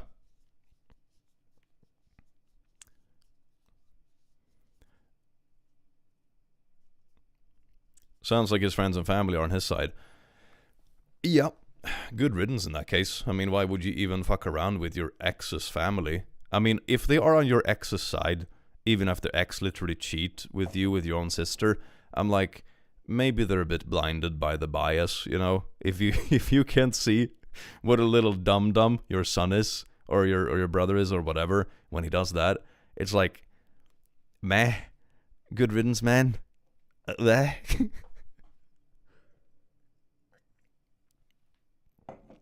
I bet the story he told his friends and family are a bit less truthful. Probably that too. But I mean, the fact that he's together with the sister like speaks volume, and they're still like on his side. It's like, you should be able to see the pattern at that point. Even if he like makes up a little bit of a wild story around the pregnancy itself. It's like, okay, but even if you knew about the pregnancy and everything, why did you run away with her sister? You know? The family should be able to like kind of connect the dots there. It's not that difficult. Michael, thank you so much for the 5. Why do I think there is either a religious fanatic or a Karen in the ex's family? Let's do a little bit of a poll, shall we? Is OP but? Yes or no? Man, I love democracy. Democracy is easy when everyone is always the but, right? There are no stories so far where they are the but. Except for like the controversial sorting, but then they're all just AI. Yeah, people are saying no. I mean, it's a pretty, we can just like finish that one. It's a pretty clear cut. The child is the butt. Child is Timmy is always the butt. Am I the butt for publicly humiliating my wife at her workplace after discovering her affair? Man, some of these ones like really read like reality shows. Oh my god, man. Oh my god. I don't even know where to begin. My wife Leah, 43F, and I have been married for 10 years. We have 2 beautiful children, our 5-year-old son and a 2-year-old daughter. I thought we were happy, or at least I thought we were trying. But for 4 weeks, our entire life came crashing. Or 4 weeks ago, my entire life came crashing down. I, 46M, started to notice that she was glued to her phone more than usual. Leah has always been private, but this was different. She would smile at her screen, then immediately lock it when I walked into the room. One night after she fell asleep, I couldn't resist. I checked her phone. This sentence alone is like such an infamous little relationship doozy, isn't it? What I found still makes me sick to my stomach. There were messages with a coworker, Eric, 48M, going back years. Explicit text, photos, promises of love, even references to secret trips they'd taken while I was at home with the kids, believing she was working late. Oh my god, she's been going at it for years, man. This isn't like a slip up, which very much in quotation marks, a slip up at a Christmas party. This is a year-long thing. Damn. My heart was racing, my hands trembling. I confronted her the next morning. At first she denied it, said I was misunderstanding. Honey, you misunderstand it. You know, we have this group chat at work where we all just like share our nudes, you know? It's just standard professional vibes. It's just because we're a family at the office. And just the same way as in the office, I also have a family group chat where we share nudes because we're a family at the office. So anyway, but when I read her the messages out loud, her face crumbled. She admitted it. She said it started 4 years ago, long before our youngest was born. She tried to justify it. You were distant, we were struggling. But nothing could excuse this. You were a bit distant, so I cheated for 4 years. Uh-huh. Is the youngest kid even his? They were born during the affair. That's a good point. I wonder if there's going to be a DNA test. I started digging deeper. I followed her to work one day, needing to see it for myself. Sure enough, after her shift, she walked out arm in arm with Eric. They didn't even try to hide it. They got into his car and drove off. I followed them to a restaurant where they sat like a happy couple, laughing, holding hands. It broke me. But what shattered me completely was when I learned they had built their own life together. Where's the kid at? How old is the kid? The kid is like 3 years old, right? Something like that. Where's the kid? Is it with like a babysitter or something? To me, that's just like 2? Yeah. So I'm like, I don't know. I mean, it could be with a babysitter, I guess. You sure this is real? Yeah, I caught that. I caught that detail where it's like, okay, the wife is working late, aka out cheating, and the husband, who's usually home with the kids, just randomly leaves to follow her around. Is this fake? Or did he plan a babysitter to drive around and see where they were going? Like, alright, that gives me slightly fake vibes. They've been renting an apartment near work, a place where she would go when she was working overtime. I saw them go inside, watching them from my car parking on the streets a few blocks away. I checked on them for about 4 nights, and they had the same routine. I think this is fake, because there's no way you have 4 nights to just randomly stalk your wife when you have 2 small kids at home. Bruh.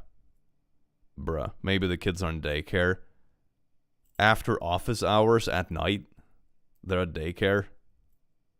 Nah, bruh, nah. You saw them from blocks away? Yeah, that too. Apartment near work. I saw them, watching them from my car parking a few blocks away. I saw them go inside. Okay, so he's not like seeing inside the apartment from blocks away. It's like I saw them just go inside the building. Alright, fine. That's when I snapped. I packed all the belongings, everything she owned, into the back of my car and drove it to her workplace the next morning after spying on them. I know I did wrong. That's also like the next morning after spying on them. Where are the kids? Where are the kids? This is so obviously fake, man. Like, you cannot do this much when you have 2 small kids. Like, how do you have time to drive the kids to daycare, wake up, make them breakfast and shit? And they're not even old enough to go to, like, daycare. At least a 2-year... Is it? I guess 2-year-olds can go to daycare. But, like, it's fucking pushing it, man. It's fucking pushing it. They disappeared. Poof. Yeah, like, babysitter doesn't explain. This is a week worth of, like, stalking. I know I did wrong. When she walked out, I dumped everything right there on the sidewalk in front of her and coworkers. I told her she wasn't coming home. Since then, I filed for divorce. I'm fighting for full custody of the kids. Where are the kids? She's begging me to forgive her. Friends and family asking me if I regret how I handled it, publicly humiliating her. Uh-huh. The only thing to worry about at this point is the DNA test. Are the kids even real? Are any comments pointing this out? Did any comments catch this? Sounds like a novel, yeah. I tend to be very gullible with these posts, but even I felt this was the fakest thing I've read in a long time. I like the part I packed everything she owned into my car. Like, dude, how big is your car? We can fit like 5 or 6 boxes. Yeah, I remember a bunch of years ago, I lived with an ex, and when we broke up and moved to different apartments, I was driving some of her stuff to her new place, because I had a car at the time. And, I mean, we were students. We didn't have a lot of stuff, right? And I think it still took like 4 rounds or something like that. You don't fit everything someone owns into one car, you know? And that was like us being, you know, broke students. It still took like 5 loads into a full car, you know? It's like, nah. So, nah, this is bogus. This is a creative writing prompt.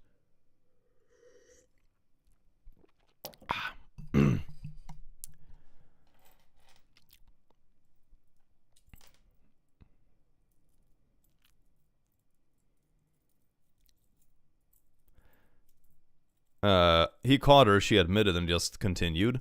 That sounds faker than admitting where the kids are when he was spying. Yeah, this isn't real. Like, the person who wrote this doesn't know how much space stuff actually takes when you're moving. They don't have kids because they don't know, like, how you need to plan meticulously every time you're gonna do anything. Or you're having the kids in the back seat when you're, like, sitting in a parking lot spying on your wife for hours on end. which also sounds kind of weird, you know, because they're small, especially the 2-year-old is probably maybe still in diapers and stuff, and they'll need the bathrooms and food and stuff, like they're sort of high maintenance, you know. Nah, this is bogus. This shit's fake. I was in a similar story like this before. Also, wouldn't someone at their work say something about them together?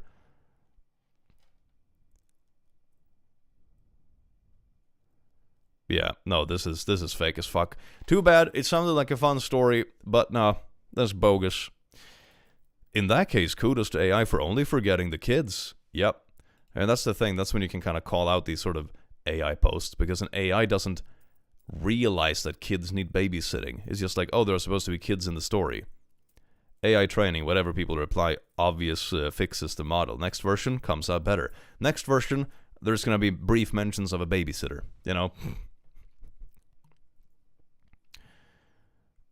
Am I the butt for letting my daughter keep her room? Probably some step-sibling drama. Am I the butt for stopping my parents from seeing my son? Damn, bruh. Is OP fake? Yeah, sure. Is the story fake? Yes. No. I mean, I'm pretty sure what the answer is going to be to this one.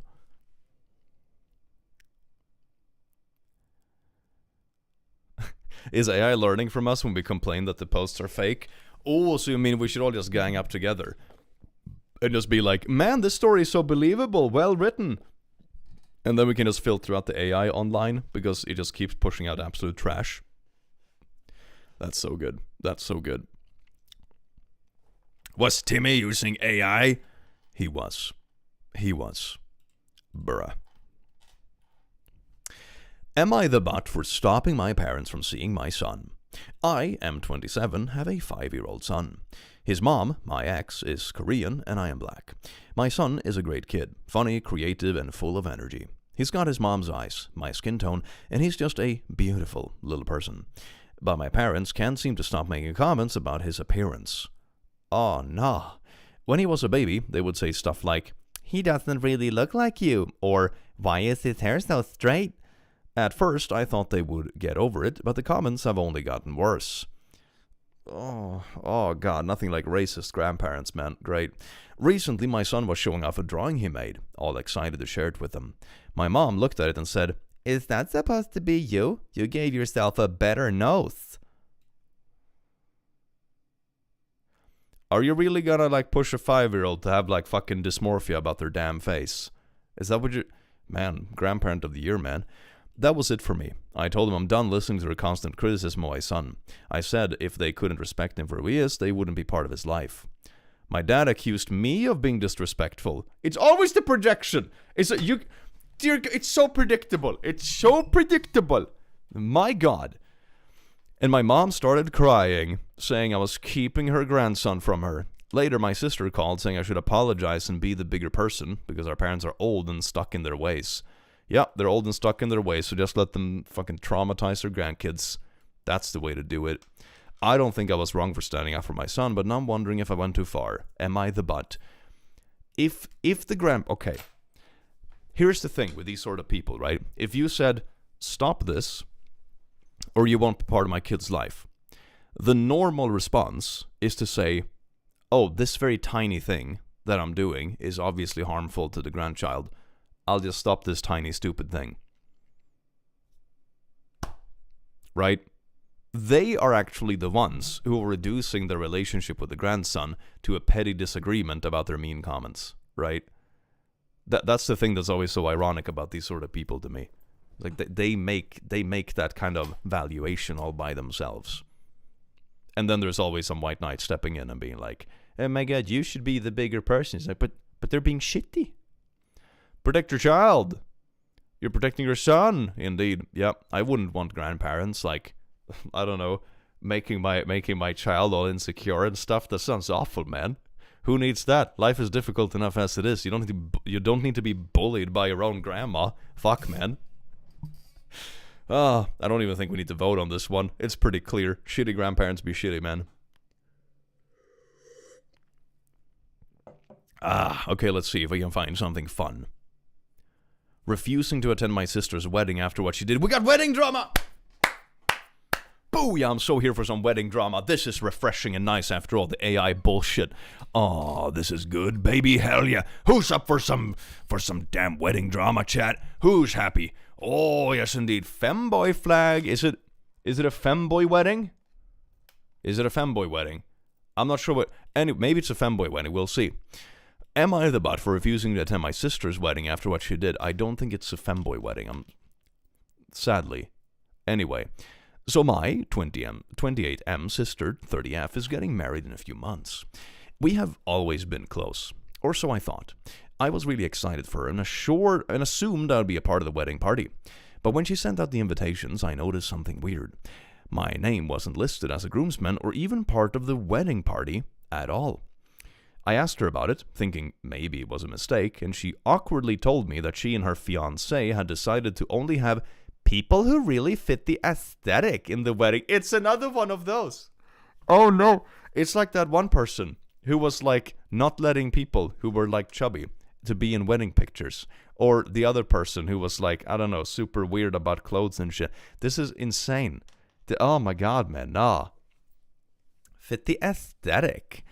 Apparently, that meant my younger brother, 25M, was in, but I wasn't. When I pushed for an explanation, she eventually admitted it's because I have a visible birthmark on my face. And she didn't want it to stand out in the photos. That must be the pettiest reason. Someone has a birthmark? Someone has a... That is the petty... Oh my god. I thought this was going in like, we can't have chubby people in the pictures. Or, you're going bald and that's why I can't have you in the... I thought it was going to be something like more stereotypically mean. But a birthmark? I can't make this shit up. Holy fuck. I was stunned. I told her that it was incredibly shallow and hurtful. But she doubled down, saying it was her special day. So I can be as mean as I want because it's my special day. That's just how it goes. Yes, I can shit on everyone's appearance because it's my day. That's not really what it means, that it's your day. Your day means that people are showing up for you. And people adhere to your choice of dress code and bring you gifts and shit. That's what it means, your day.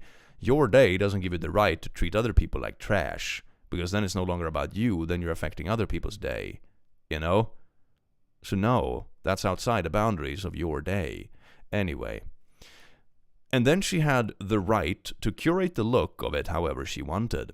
Our parents are trying to keep the peace, saying it's just being a bit bridezilla, and that I should still attend to support her. But honestly, I feel so disrespected I don't even want to go anymore.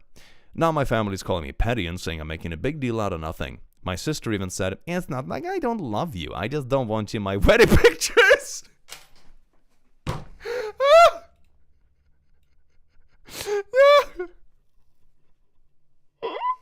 Aesthetic is too often just used to enforce conformity. Also, hey, yo, welcome in, and thank you for the noble lasso. Yeah, definitely. Aesthetic is such a misused word.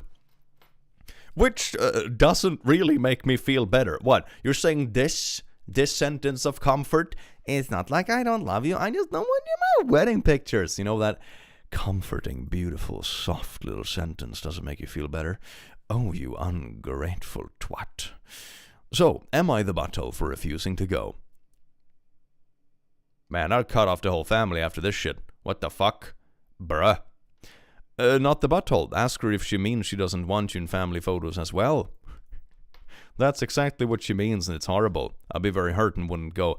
Can you imagine being such a skin-deep, boring person that you prioritize an aesthetic in your wedding pictures instead of, I don't know, having pictures with the people who you actually love and who are like your family and best friends and stuff? Can you imagine being so shallow and boring as a person? Oh my God, blows my mind. She's gonna be like a beige mom when she grows up. It's gonna be one of those. Aren't pictures usually more fun when people look different in them? Like, pictures of me and my friends usually look really fun because we don't really look alike, none of us, you know, which is really funny. Right? This just sounds like a beige photo shoot. It's like, everyone is the same height, everyone has the same beige pants, no one is smiling, and the background is beige because of the aesthetic. Nothing can stand out. Bruh. Furboys, thank you so much for being a member, you beautiful bean. Stock photo wedding? Yeah, it's like your life is gonna be a stock photo, man. Heck. She's showing her true colors, which is beige. If she's that superficial, I doubt the relationship has much substance to survive. Yep. Your parents are trashy as hell, not the butt. Tell everyone why you're not going. Ooh, that'd be good, yeah. Send out a second invite telling that the people who have birthmarks won't be in the pictures. It's gonna be great. I don't think we need to vote on any of these. They're just so obviously buttholes. Vila, thank you so much for gifting 10 memberships. You beautiful bean, that's way too generous. Hey, Click, I had an awesome weekend. I bought a new to me car. It's the first car I've ever gotten without co-signer, so I'm celebrating. Hell, that sounds amazing. Thank you so much for the 5. I do hope you enjoy the car. That sounds fun. Isn't the point of wedding pics that you show that you're happy spending time with those you love? It's not just about how he looks, but the memories behind it. That's what I would have thought. You know, my priority when I take photos like that isn't like, you know, oh my god, the Instagram aesthetic. I don't even post photos like that to my Instagram. You know, I keep that shit private because that's where I value it. You know, my Instagram is dedicated for cat pictures, gym pictures, and shit posts about plushies. Okay, like that's the separation. You know, and it's a healthy separation. People like this blow my mind, and I say that as someone who's like a professional influencer. You know, this Bridezilla is insane. Nar, thank you so much for being a lasso, you beautiful being. And Nolia, thank you so much for gifting 5 memberships. That's way too generous. There's so many memberships today. That's so fun to see. Hell yes. Welcome in. And stupid math problems. That too. Stupid math problems. Very good. Let's see. Am I calling grandma a C-word? Yelling at my boyfriend, waking me up when I don't need to be awake. Oh, this is fun. This might be a bit controversial. Yes. Okay, let's get into this one. This is like petty relationship shit that I can totally get into. Loved ones are overrated. Give me the beige cardigan aesthetic. This birch. Ori, thank you so much for 5 memberships. People are insane with the memberships. Dear God, thank you so very much, you beautiful beings. By the way, if you didn't know this, if you have a membership, gifted or otherwise, you should join the Discord and link your account to YouTube. It gives you special roles on the Discord. Hell yes. Am I the butt for yelling at my boyfriend for waking me up when I don't need to be awake? Ooh. Hell yeah. For background, my boyfriend and I are both 29 and have lived together for 3 years. And this morning when I yelled at him, he told me to post the situation to Reddit. Oh, yes, indeed, the drama. Wait, the boyfriend? Yeah, okay, so the boyfriend was like, I dare you to post this to Reddit. Oh, this is juicy. Hi, Click, you are gender goals. Mwah. When I have job, I want to go to gym and get buff arms. Last week I got a boy haircut and found out my boy name. It's Tony. That's amazing. Hell yeah, Tony. Thank you so much for the 5. If you want good bicep, a lot of curls. But it also helps to do like deadlift, bench, and squats. Those are the big 3 ones. Do those 3. And then like do a little fun shit in between them. You're gonna be buff as hell. Anyway, the whole time we've lived together, he's had this incredibly irritating need to wake me up when he wakes up, even when I don't need to be awake yet.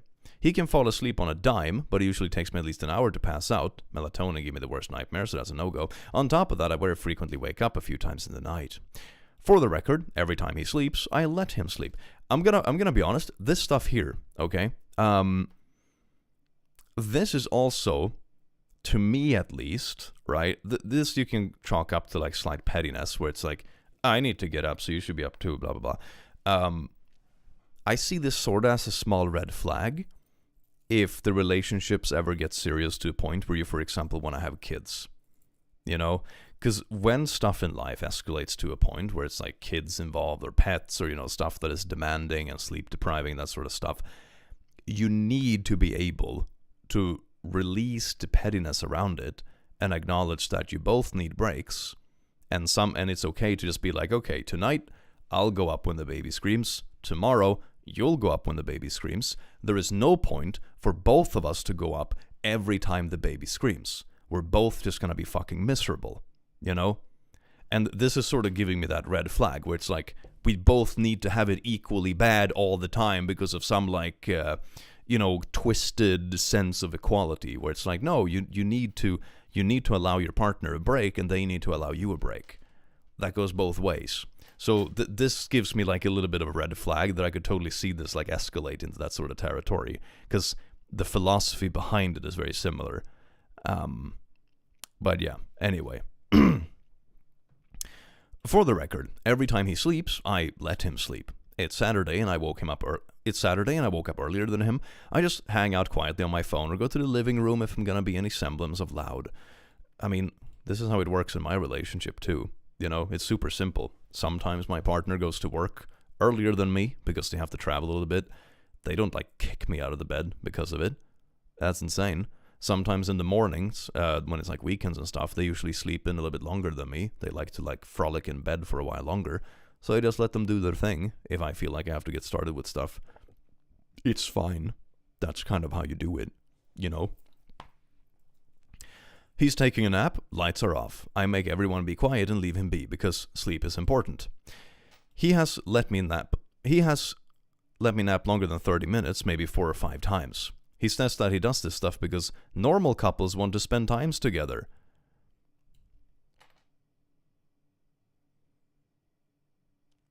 There's plenty of time to spend times together that isn't particularly nap time. Okay. God. She's a good partner. She's a good partner. He's not. When it feels like a control thing to me, he very often is out all weekend and some weeknights, which I don't mind at all because friendships are super important, but that shoots down the quality time narrative for me. Yeah, if he's it's fine to be occupied, even if you're in a relationship, you don't need to spend every single evening together, that's fine, depending on who you are. Just make sure you're both in line and want roughly the same thing, and you compromise the rest. But that's weird. That turns into hypocrisy real fast when it's I have to kick you out of bed 45 minutes earlier than you actually need to wake up because quality time, but I'll be out every night with the bros. Uh-huh. Yeah. Sounds like bullshit. I have 2 kids from a previous relationship. Oh my god, they also have kids. Oh no, when I was reading up here, I was like, when kids come into the picture, this is going to be really difficult. There's already kids in the picture. Fuck me, man. No. Both kids have strep throat right now, and one has scarlet fever on top of that. I currently also have strep. I have a constant headache, my throat and body hurts, and I am especially tired. Last night, he fell asleep at 12. I fell asleep at 1:30. And I got up with the kids at 2:45 and 4.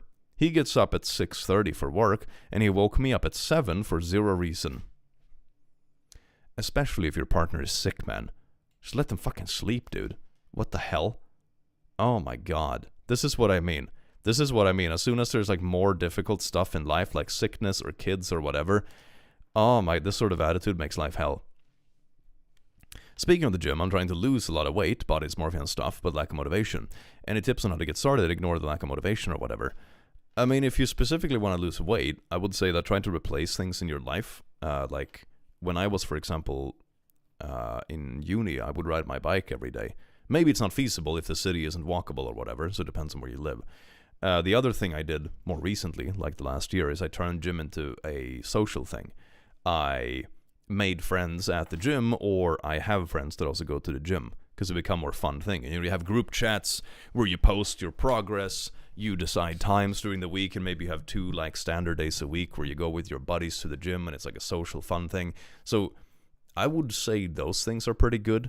Think of things you can replace in your everyday that becomes, workout and fitness related without actually having to spend more time. Replace a bus ride with a bike, for example, if possible, or walking to the store maybe.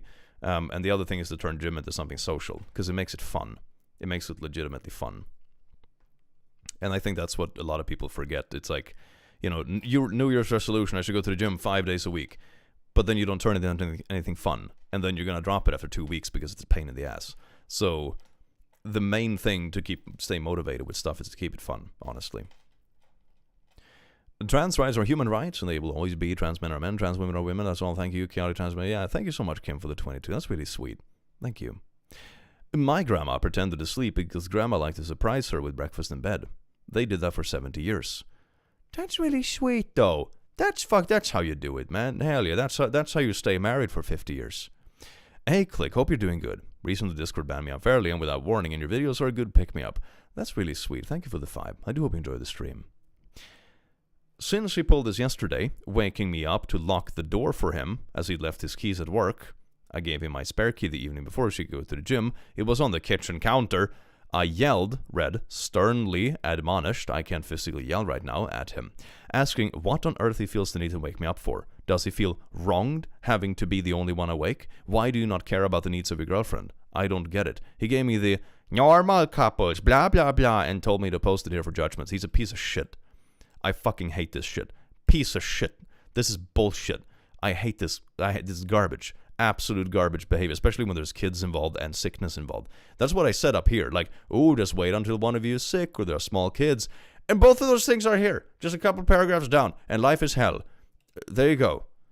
God, I hate this kind of stuff. Just for context, he works 8 to 5. I'm in college full-time and pursuing a separate certificate on top of that. He does not pay my bills. Edit, he pays his half, I pay my half of rent utilities, bad phrasing, sorry, or for anything my kids or I need. So it can't be resentment from that. All the chores that get done were done by me. He does start his own laundry and wash his own dishes most of the time, so it can't be that either. Pass your judgment upon us, oh Reddit. It just sounds like, the relationship as a whole sounds like it's just like, the division seems normal, but that thing where I wake up earlier today, so I have to wake up my partner too. That's BS. That's like some weird sort of both have to have it equally bad all the time. I would say just start doing what he's doing and see how he likes it. Sometimes that's a good way of getting people to learn how annoying it is what they're actually doing.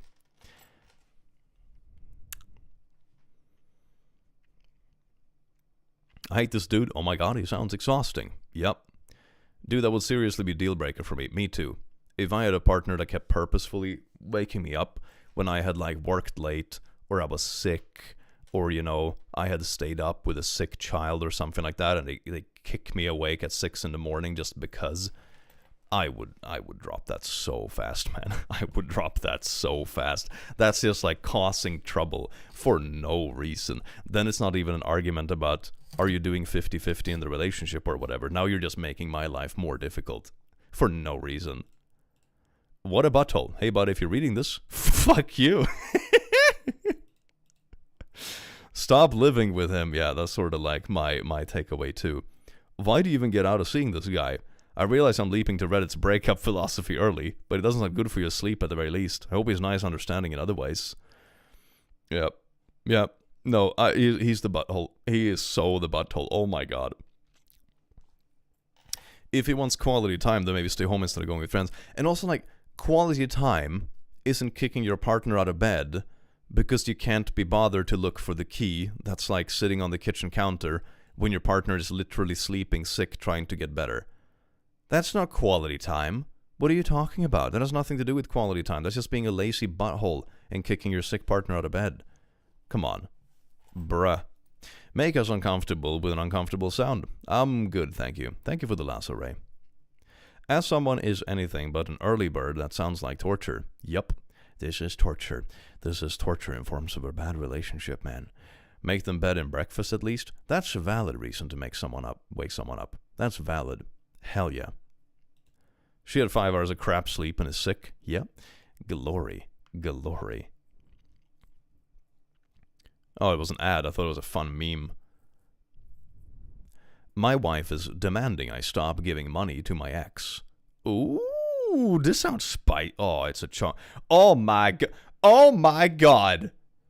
Oh, I'm not reading all that. I'm not so invested in this one. No. I have limits. I'm here to read Reddit stories. I'm not here to read books, okay? I draw the limit at books. Alright? If I'm sick and woken up for no reason, they're out of my home. Sorry, not sorry. I have a hard enough time sleeping because of PC. What the frick? Yeah, it's so unnecessary. I think that's the main thing for me. Like, unnecessary suffering is more frustrating than other forms of suffering. Like, being sick is like, this sucks, but sometimes you get sick. It is what it is. But if someone is also kicking you out of bed while you're sick, then it's like, okay, now you're making the suffering worse on purpose for no good reason. That's way more frustrating, because it's just unnecessary. Sickness is sometimes unavoidable. That stuff is very avoidable. Anyway, let's see what we got. Am I the butt for refusing to pay child support to take care of my ex-girlfriend's daughter after we broke up? Ooh, this gonna be juicy. And it's not a book! Woo! Still sending love. Sounds or no sounds, you deserve it. Thank you so much, Ray, for the 5, you beautiful bean. I do hope you enjoyed the stream. Mess with my sleep, waste with my food, you are done. Then it's murder time. Am I the butt for refusing to pay child support to take care of my ex-girlfriend's daughter after we broke up? Oof. Diamond Wisp, thank you, must be a last, you beautiful bean. I am 28 and I recently broke up with my girlfriend. Okay, I think they were meant to say I am M28. Okay. I am an M28 and I recently broke up with my girlfriend of 6 years. When we started dating, her daughter was 3 years old, and now she's 9. Over the years, I got close to her daughter and treated her like my own, though I was never legally her father. Oh, okay, so it's not even your daughter. She was like around before you were there, and she's around after you were there. Yeah, this isn't like... This doesn't sound like the kind of like situation where you're like gonna share, you know, the child raising burdens after you break up. It's her kid, man. I took her to school, spent time with her, and even helped out financially, like things like clothes, school supplies, and some activities. I mean, don't get me wrong, it sucks. It's a shame that the relationship with the kid is cut off because the relationship with the parent doesn't work out. But that sort of comes with the territory as well, sadly. Anyway. But now that we've broken up, I've decided that I don't want to be involved in their lives anymore, especially when it comes to financial support. Makes sense, yeah? My ex reached out a few weeks ago, asking if I could still help with the daughter's expenses because her father is not in the picture. You know, if this was me, and I could afford... I mean, I would be pretty sad about it, honestly, because I like kids. I think they're fun, especially when you start bonding with them. It's really magical. But... in this case, I would not send money to my ex because it's very questionable if the money is even going to go towards anything kid-related. What I might do, if it's like a kid that I have bonded with and I genuinely want to do well, is do something like set up a little savings portfolio and I give it to them the day they turn 18, for example. You know, I might do something like that just because it's, you know, it's a kid, I was part of their life, I really want them to do well. I'm not going to take on a legal father role because that's not what I am, but I was in their life for 6 years. I'm going to, you know, save something for the future for when they have their own accounts. I might do something like that if I have like the money and the means to do so. But I wouldn't send money directly to the ex, especially when it's not even a child that is yours. Like, nah. Not the asshole, poor kid though. Yeah, that's the bummer. It's such a shame in these situations because it's so sad for the kid. They lose a parental figure because the relationship didn't work out, which is such a bummer. You could be nice for the kid's sake, but it isn't their responsibility and they want the responsibility. And we also don't know how the relationship ended, like on what terms they're on. You know, it's difficult to force yourself to be around if the relationship with the mother is bad. You know, then it's not going to be a good vibe for the kid either. So it sucks for the kid, but we don't know the full context either. She claimed that I was the closest thing her daughter ever had to a father, and that it's not fair to me to abandon her completely after being in her life for so long. I told her that while I care for her daughter, I have no legal obligation to support her, especially now that we're no longer together. She's been calling me heartless, accusing me of leaving her daughter in the lurch after years of acting like a father. Some people have said I should continue helping out, at least for the child's sake, because I built such a strong bond with her. But I feel like this isn't my responsibility anymore. I don't want to be tied to my ex in any way, and paying for a child that isn't mine seems unfair. I mean, it's that kind of thing that, you know, if you wanted to, you could, but it's also difficult in my mind, because I've also seen plenty of times where someone tries to support a child, but the other parent just burns the money on other random shit anyway.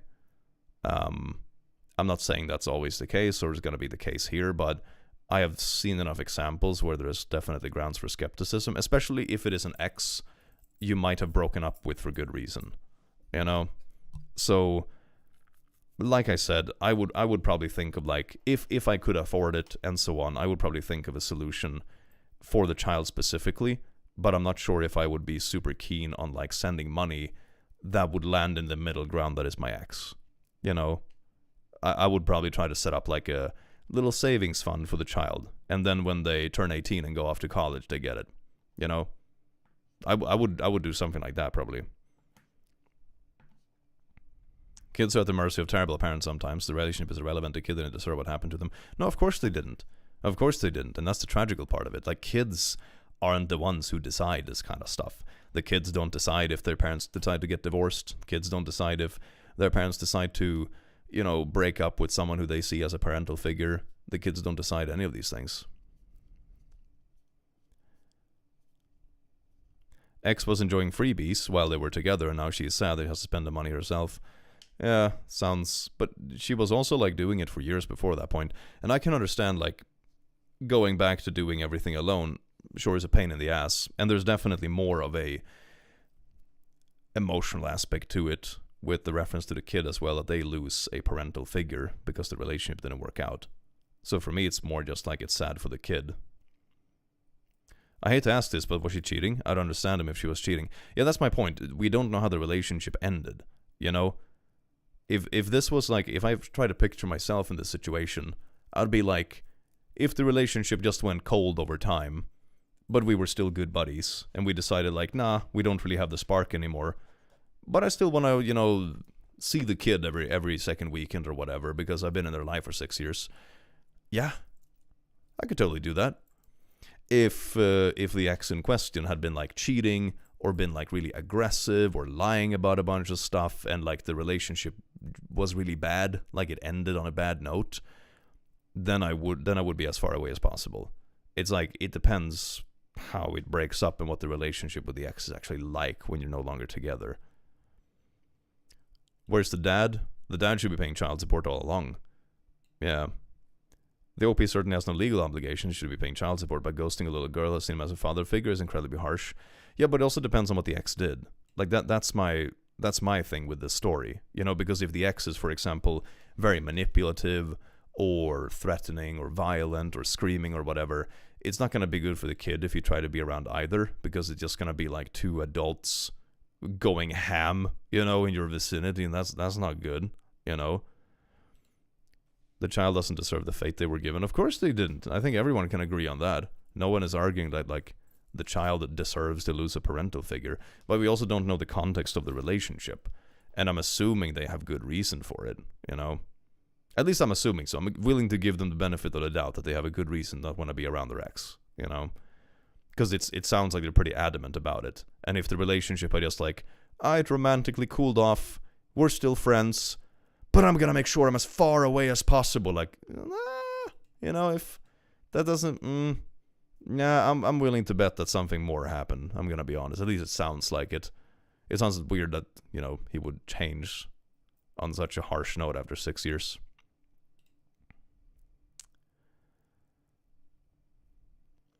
The ex is most likely that stuff because they're demanding child support and not demanding for Opie to stick around as the cool uncle.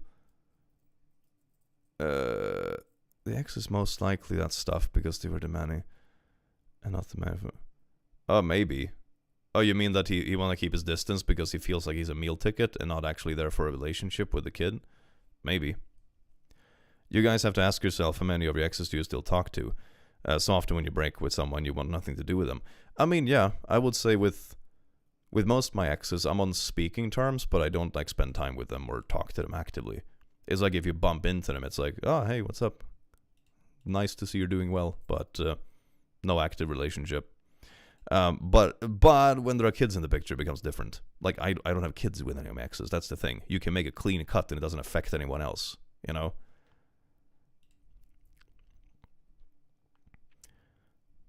I talked to one of my exes.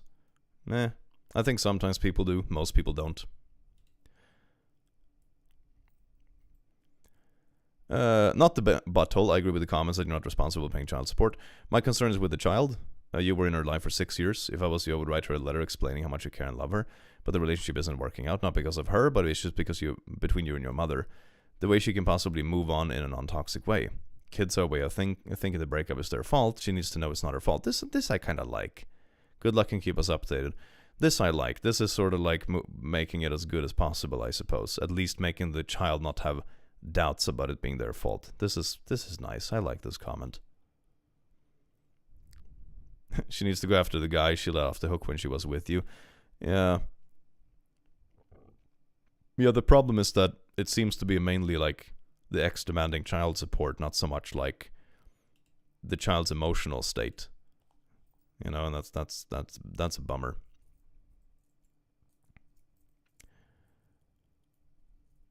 It would be nice, but I don't think OP would be an a-hole if they didn't do that. Yeah. No, it's one of those things that's nice for the kid's sake.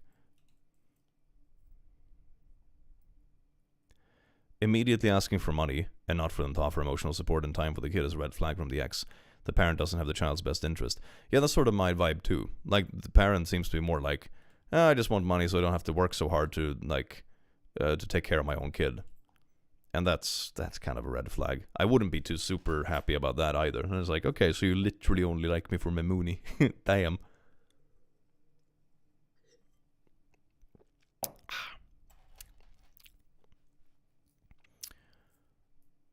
I feel like we humans have advanced way further than is healthy for us. Oh yeah, for sure. I mean, our brains are built for like living in Unga Bunga caves and knowing like 100 people in an entire life, you know? Like, bruh. As a former stepmom, I was virtually mom to the girls. Their bio mom saw them maybe once a year and was gone for over a year with zero contact because she didn't feel like it. I would have died for those girls. However, I even consulted with my attorney when we divorced to see if I could get legal visitation, and I couldn't. I tried to be there for a bit, but eventually realized my ex would forever use them as pawns to control, and I had to step away. It was hard on me. I still think of them all the time and still love them, but the whole situation was unhealthy. This is sort of a good piece of wisdom, because the problem is, even if he agreed to be more present or whatever, or like support financially, be more present and stuff, he doesn't actually have any say the other way either.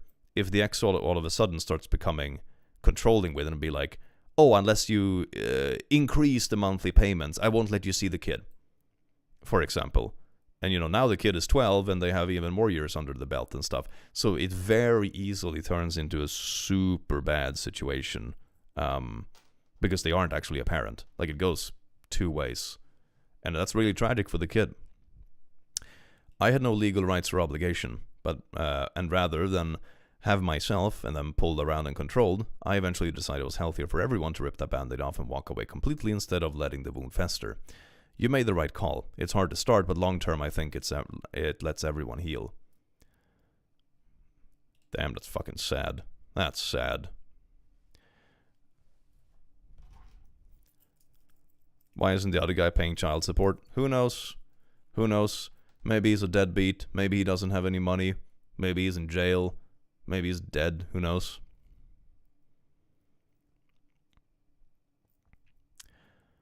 I have a theory this guy is being very polite and not giving details, but has some hard feelings that made him choose this course of action. I think so too. Like the way he's writing about it and purposefully being like, I just want to be as far away from this as possible, but I'm not going to go into details.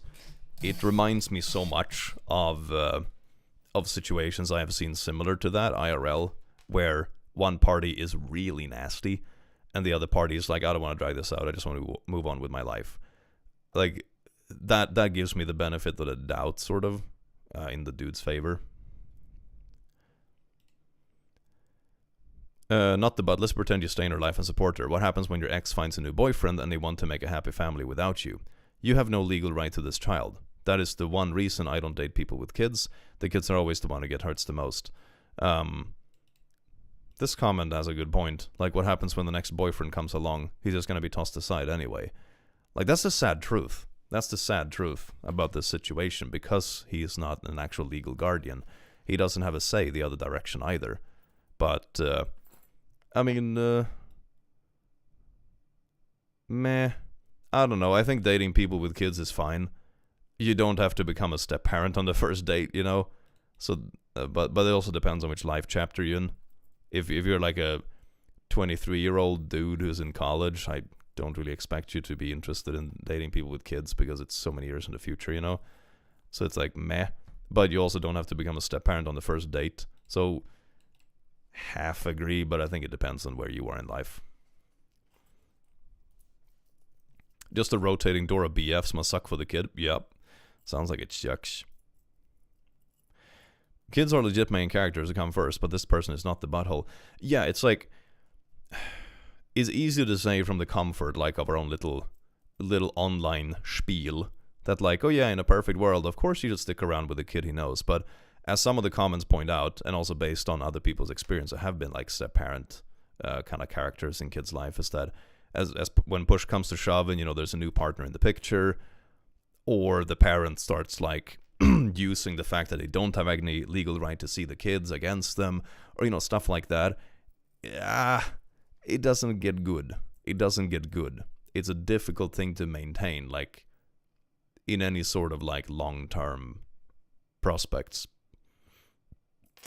In a perfect world, the kid's dad would still be in the picture. Yeah, that too. That too. The problem with dating single parents is that if the relationship doesn't work out, then you're out of the picture. Who knows how many partners there are going to be? I mean... I think it's more like, for most people, it's definitely a complication. But I think also that, you know, I think people online have a too strong opinion about it, if I'm going to be honest. Like, of course, it's going to be another thing to consider in the relationship, but I think it also depends so much on where you're at in life. Like, I think now, if I were single now, which I'm not, but if I were... I think now I would be way more fine with, for example, dating someone that has a kid than I was 10 years ago. Because I am roughly in that stage of life myself where I'm like, yeah, you know, I could handle a fucking kid, you know? And then it becomes different when you're sort of like in that life chapter yourself and you feel like you have your shit together, you know? Whereas when you're 23 and you're in the middle of college, it's like, no, I don't want to deal with a kid. So I think it just depends on where you're at in life so much. This is why single parents have to be sure whom they're going to be dating for the protection of the kid as well. Why do you need to introduce your dates to the kid so fast? Like, I figure that would be like a thing that comes naturally down the road. I mean, I don't let my dates meet my fucking family or parents or whatever on the first date either, you know? All that stuff comes later down the road when you're like more sure about the relationship.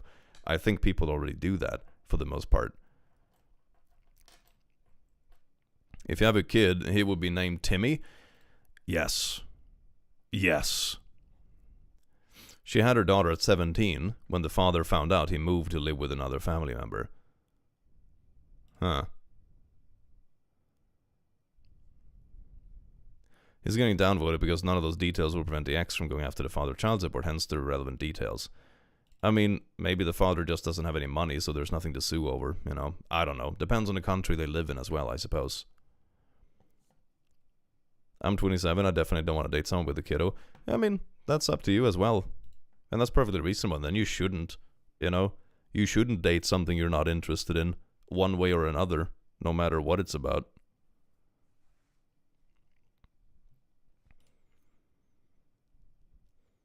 No, not the but. Her daughter is her responsibility, not yours. Yeah, I feel like most of the comments are basically on the same page. My mother had been meeting her new boyfriend's 2 dates in. Oh, that's not good. That is not good. My dad waited for a few months before letting them meet me. You can and should wait. I mean, I see it sort of similar to like when you introduce, you know, when you're in your younger years. You know, when you're fucking 19 and you introduce your partner to your parents, you know. It feels like one of those things, but you know, for 30-year-olds, right? It's like when do you let your new boyfriend, girlfriend meet your kids? When do you let them meet your parents? You know, it's one of those things where it's like, when do you get them involved with your family? Then the relationship is relatively serious or getting pretty serious, you know? So, yeah, I think that's the sane thing to do. It would be difficult to date someone whose ex was hanging around 2 to 3 times a week to see a stepkid. OP might be worried they would yeet it then. Yeah, exactly. That's what one of the comments pointed out. Like, what happens when the next boyfriend comes into the picture? When she meets someone new who wants to be the stepdad. Then it's like, okay, ex-stepdad, who's not actually the dad and has no legal grounds, is still going to show up now and then. But he's also not paying anything anymore. But, like, it gets weird real fast.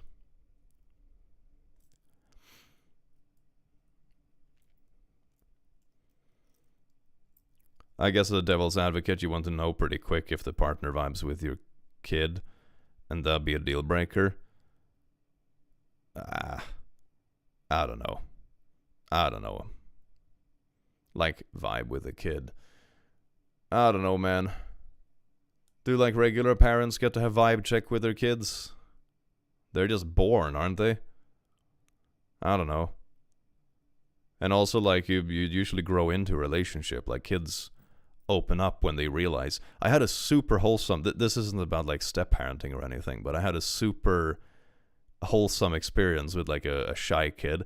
I was skiing, and there was a ski teacher with a kid in the same lift as us, and he was like really shy little kid. It was like a 5-year-old, and eventually they really warmed up and started like frolicking around and stuff. And at the end of it, we had like a snowball fight inside of the lift. It was really fun.